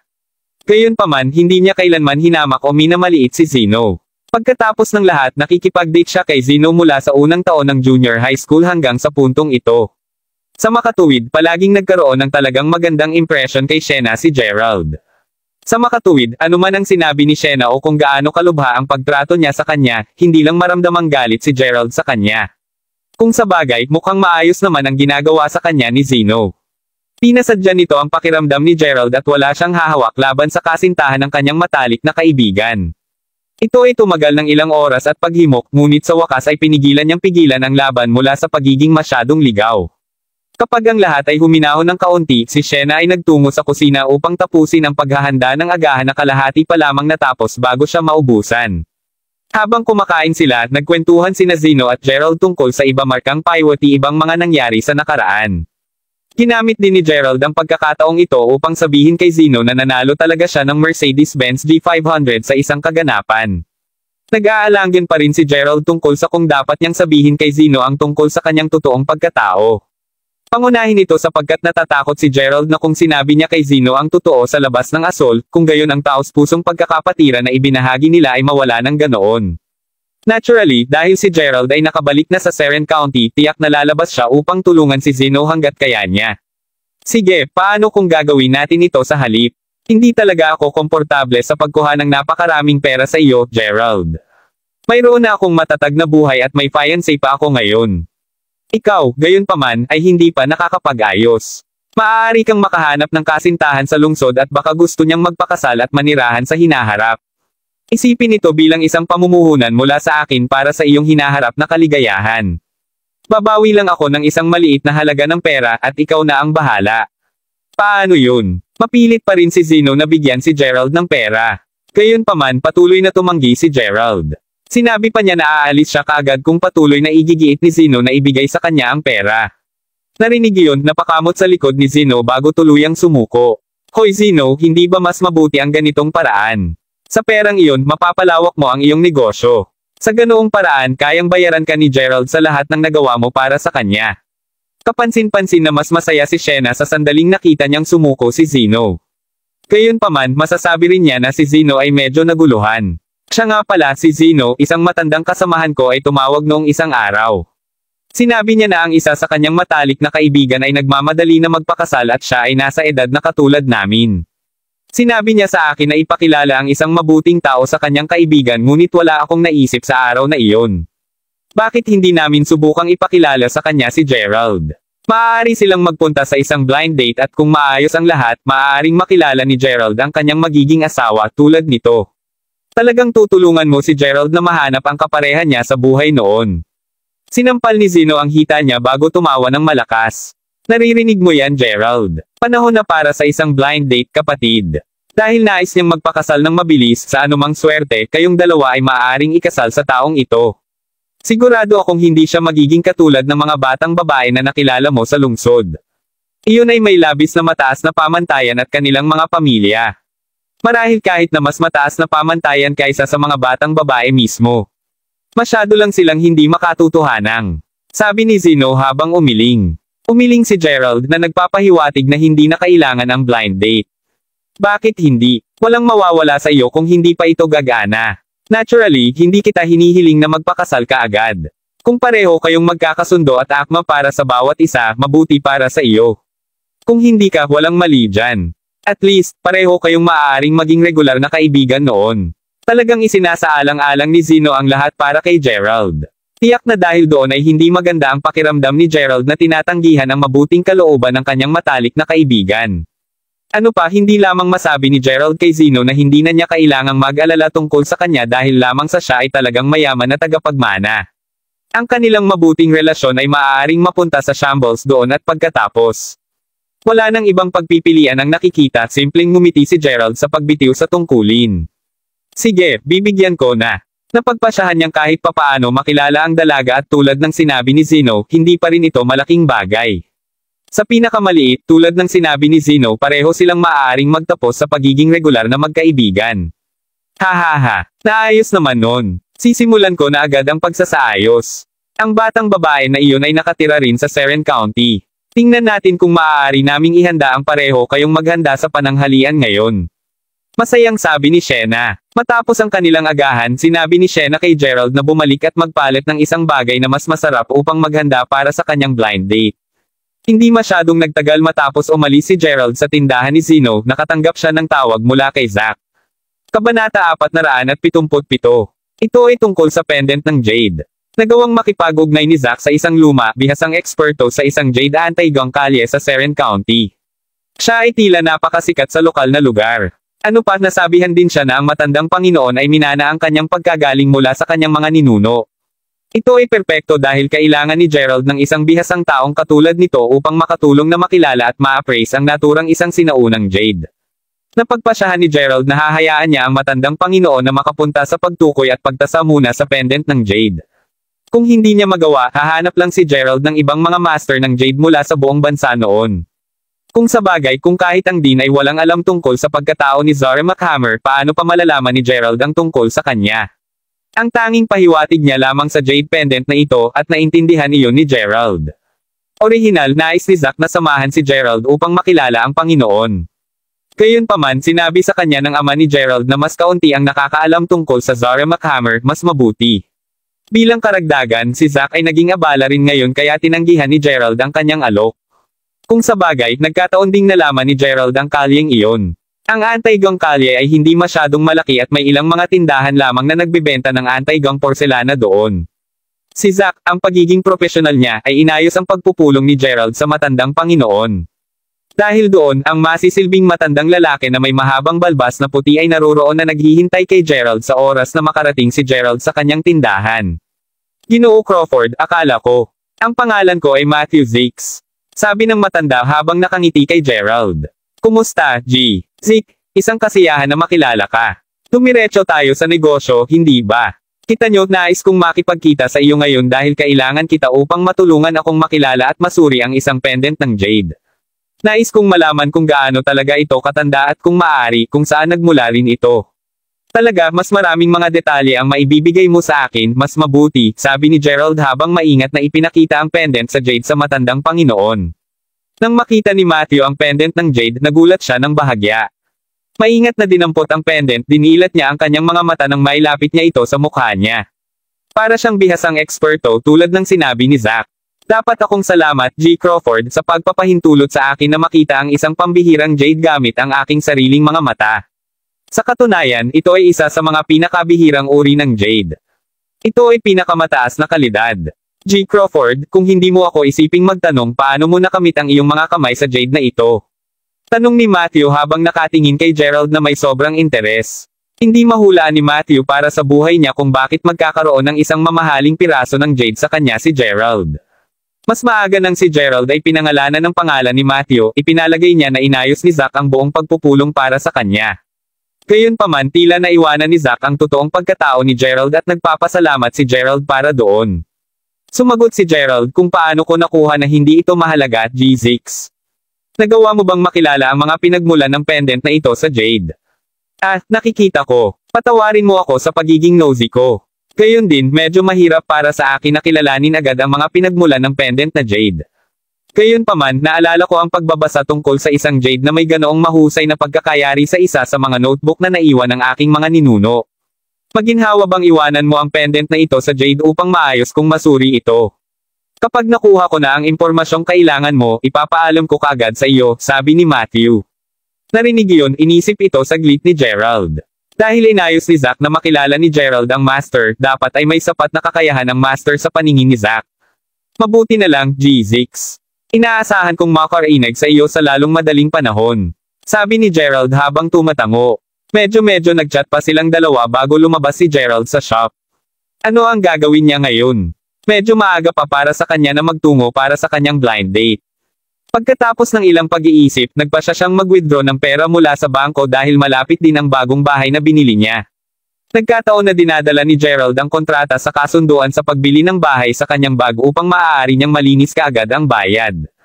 Kung sa bagay, hindi posible na kumuha ng pautang si Gerald. Gerald. Sa sandaling iyon, narinig ni Gerald ang tinig ng isang batang babae na tumatawag sa kanya. Parang nagulat ito. Nang lumingon si Gerald upang tumingin, siya rin ay ikinagulat. Ang mabuting kaibigan ni Layla na si Cindy. Kagagaling lamang niya mula sa panloob na looban. Tila dito siya tumira. Nang si Gerald ay napunta sa bahay ni Layla sa unang araw na iyon, ang napakagandang Cindy ay nag-iwan ng malalim na impression kay Gerald. Masasabi niya na ang batang babae ay napakabait. Dito ka nakatira, Cindy? Nakangiting tanong ni Gerald. Oo. Ang nasa loob ay ang aking lolo. Speaking of which, Gerald, bakit ka pa napunta sa shop namin? Nakangiting tanong ni Cindy habang naglalakad palapit kay Gerald. Cindy, hindi yan paraan upang matugunan siya. Sumangguni sa kanya bilang G. Crawford. Sigaw ni Matthew na sinundot ang ulo mula sa tindahan. Hindi masyadong alam ni Matthew ang pinagmula ng Gerald. Gayunpaman, alam niya na ang taong nagayos upang makilala sila ni Gerald ay isang tao na maaaring makipag-ugnay sa parehong mahistrado ng lalawigan pati na rin ang chairman ng National Antiquities Research Association. Para sa isang taong may ganoong pambihirang katayuan upang magtrabaho sa ilalim ni Gerald, alam niya na si Gerald ay hindi isang taong makikipag-usap. Bakit pa mag-inarte ng ganon si Matthew kay Gerald kanina? Iyon ang dahilan kung bakit siya nagulat sa kawalan ng ugali ni Cindy kanina lang. Nako, Lolo, ito ay isang bagong kaibigan na nakilala ko kamakailan. Ang pangalan niya ay Gerald at siya rin ang kaibigan ni Layla sa pagkabata. Sagot ni Cindy ang kanyang ngiti na hindi matitinag. Tama na iyan, G6. Ituon mo lang muna ang trabahong binigay ko sa iyo. Sabi ni Gerald habang nakangiti. Kabanata 478. Job. Gayon din, hindi mo pa rin sinabi sa akin kung bakit ka naghahanap para sa aking lolo ngayon. Sinabi ni Cindy, lumalaki ang kanyang pag-usisa. Hindi ito seryoso, napunta lang ako para humingi ng pabor sa kanya, no big deal, sagot ni Gerald. Nakikita ko. Oh, dahil nandito ka na, bakit hindi ka pumasok? Maglalagay ako ng tsaa para sa iyo. Siguro sa susunod, babalik din ako kahit papaano. Pupunta lang ako sa bangko ngayon upang mag-withdraw ng pera, sagot ni Gerald habang nakangiti. Anong pagkakataon? Pupunta rin ako sa bangko upang maipasa sa kanya ang cellphone ng aking ina. Sabay tayo, sabi ni Cindy habang palabas ng shop at tumayo sa tabi ni Gerald. Nakayuko lang na tumango si Gerald. Ang nais lamang niyang gawin ay umalis ng tahimik pagkatapos iwan ang pendant para kay Matthew upang pag-aralan at ilabas ang kanyang pera. Hindi talaga niya inaasahan ang pagtakbo sa Cindy dito ngayon. Kaya, nakalimutan ng iyong ina na ilabas ang kanyang cellphone. Hiningi ni Gerald na basagin ang katahimikan habang naglalakad sila papuntang bangko. Aba, tama na ang uri. Kita mo, ang aking ina ay maraming mga cellphone. Ang bangko na pinagtatrabahuhan niya ng agarang kailangan upang makaakit ng mga pondo at kapital. Dahil ang aking ina ay isang deputy director at kailangan niyang matugunan ang kanyang mga target, nangangailangan siya ng maraming mga cellphone upang tumawag sa iba't ibang mga customer. Abala lang talaga siya palagi. Sagot ni Cindy. Pareho silang nakarating sa bangko hindi nagtagal.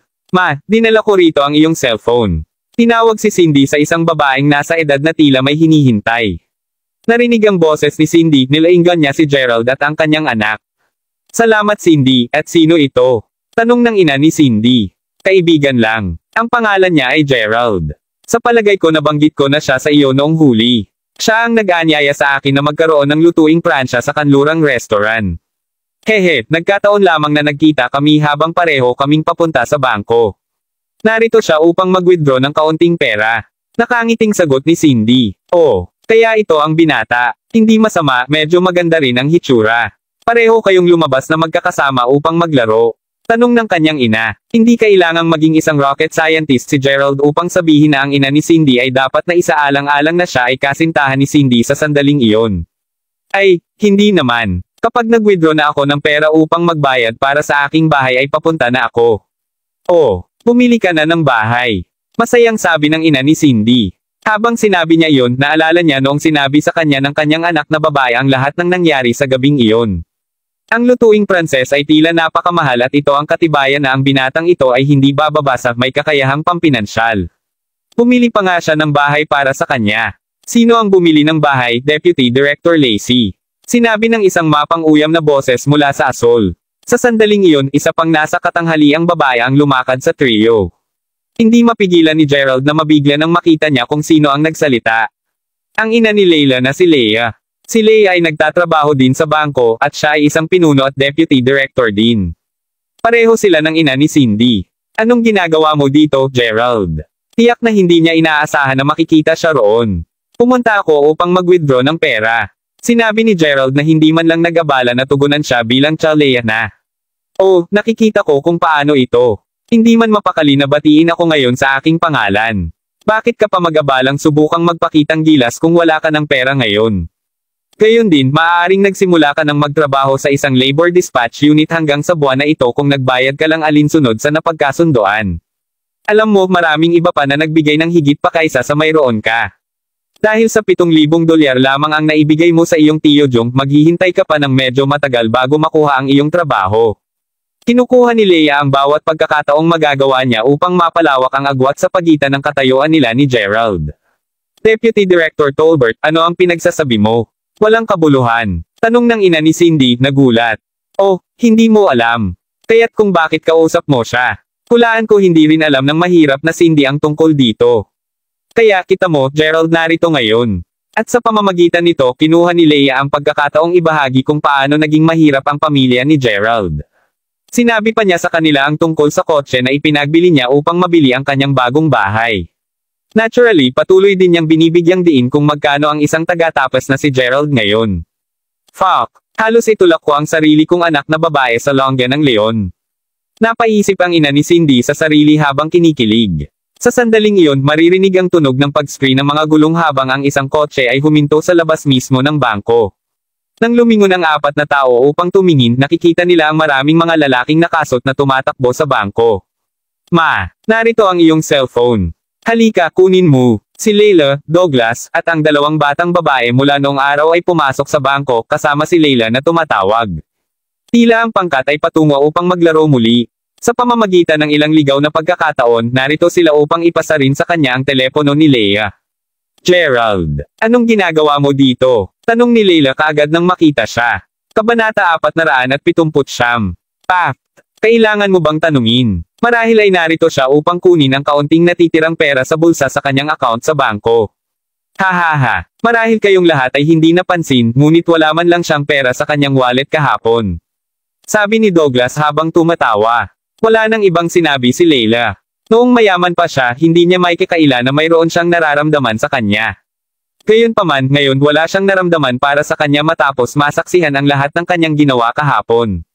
Tama iyan. Dumating siya upang mag-withdraw ng pera at si Cindy dito ay sumama sa kanya. Sabi ni Leia na siya rin tumawa. Bahagyang kumuyot ang mukha ni Layla nang marinig ang pangalan ni Cindy. Agad niyang hinayla si Cindy sa tagiliran at sinimulang ikwento sa kanya kung paano siya nasira at baka hinayla niya ito para lokohin ang pera niya. Sa sandaling marinig niya ang lahat ng iyon, tumingin si Cindy kay Gerald nang may balisa na mga mata. Bakit mo ipinagbili ang kotse, Gerald?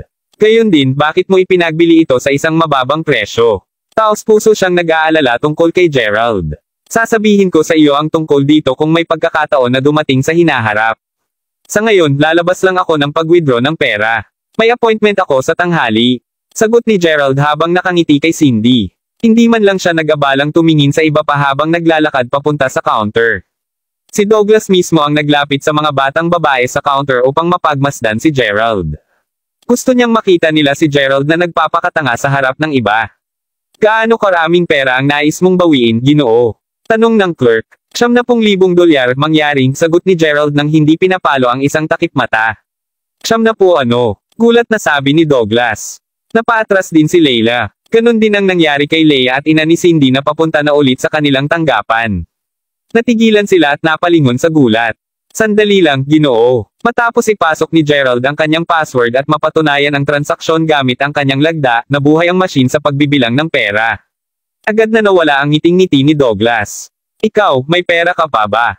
Hindi mo nagamit ang lahat upang mabili ang CR na iyon. Nagtatakang tanong ni Douglas. Sinabi ko bang ginamit ko ang lahat ng ito? Sagot ni Gerald, malamig. Kung gayon, gaano ka talaga manalo? Si Layla naman ang nagtanong. Ang ina ni Cindy at mismong si Leia ay nag-inch pamalapit sa grupo noon. Lahat sila ay nag-aalala ng sabik. Nanalo ako, tiniyak ni Gerald na panatilihin ang suspense hanggang sa makakaya niya. Karapat-dapat siya kahit papaano. Nang magkaroon siya ng sapat, ngumiti siya at sinabing, sa totoo lang, kalimutan mo ito. Hindi naman ganun, Kademi. Hindi talaga kailangang pag-usapan ito. Ikaw. Isang salita lang ang napangasiwaan ni Leila. Galit na galit siya. Hindi may pasok ni Gerald ang lahat ng pera sa kanyang maliit na bag kaya tinanong niya ang isa sa mga staff sa paglilinis doon ng isang itim na bag. Pinasok niya dito ang pera, lahat ng $70,000 at tumango ito kay Cindy nang nakangiti bago iniwan ang bangko dala ang bag. Panipi tuldok. Kaya, mayroon pa talaga siyang pera. Sigaw ni Tita Leia na salanta. Iyon Gerald. Magkano talaga siya nanalo mula sa loto? Nag-aalalang tanong ni Leila. Lahat. Sa palagay ko ginagawa lang niya ang lahat ng ito. Nagpapanggap lang siyang mahirap sa harapan namin.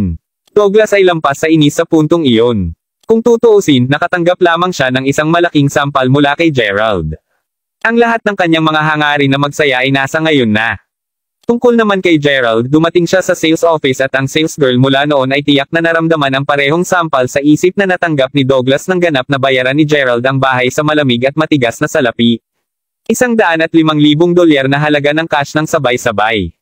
Ito ay isang malaking boss. Kabanata 480. Sa oras na tapos na ni Gerald ang pag-ayos ng bayad sa bahay, malapit na sa tanghali at tinitiyak ni Zeno na alam ito ni Gerald sa pamamagitan ng patuloy na pagtawag sa kanya. Matapos magmadali pabalik sa kanyang silid sa hotel upang magpalit ng ilang mas mahusay na damit, agad na nagtungo si Gerald sa isang restaurant na tinatawag na Johnsbury Bistro. Habang papunta na siya doon, nandoon na sina Zeno at Shena sa restaurant. 3 iba pang mga tao ang nasa pribadong silid kasama nila. Ang isa sa kanila ay kasamahan ni Shena habang ang dalawa pa ay ang batang babae na magiging blind date ni Gerald ngayon pati na rin ang kanyang ina. Ang batang babae ay may mahaba, itim na buhok at ang kanyang balat ay napakapatas.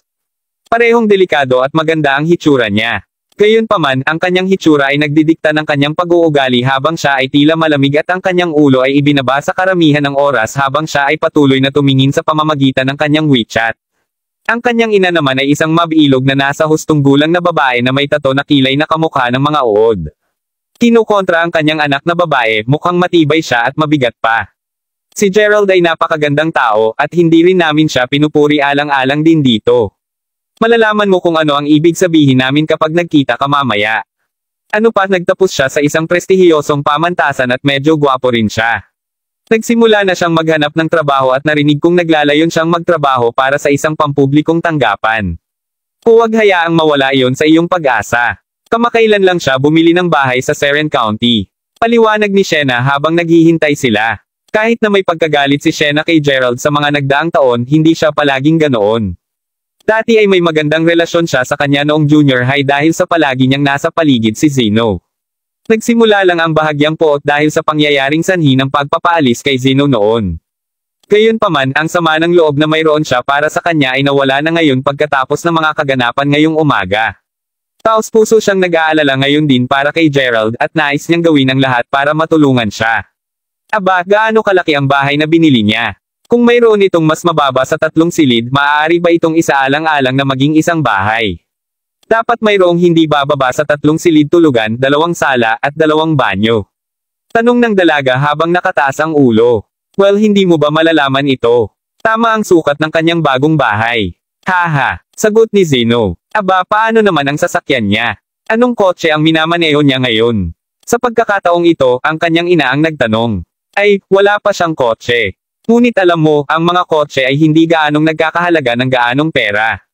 Sagot ni Zeno. Ang kanyang ina ay umubo bago sinabi, bueno kita mo, ang pagkakaroon ng bahay o kotse ay hindi ang pinakamahalagang bagay sa amin.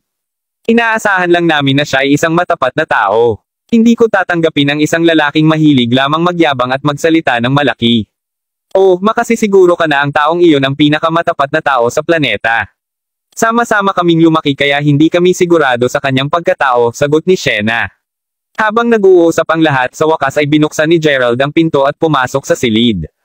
Gerald, nandyan ka lang pala. Dali-dali kayo dito upang maipakilala ko kayo sa kanila.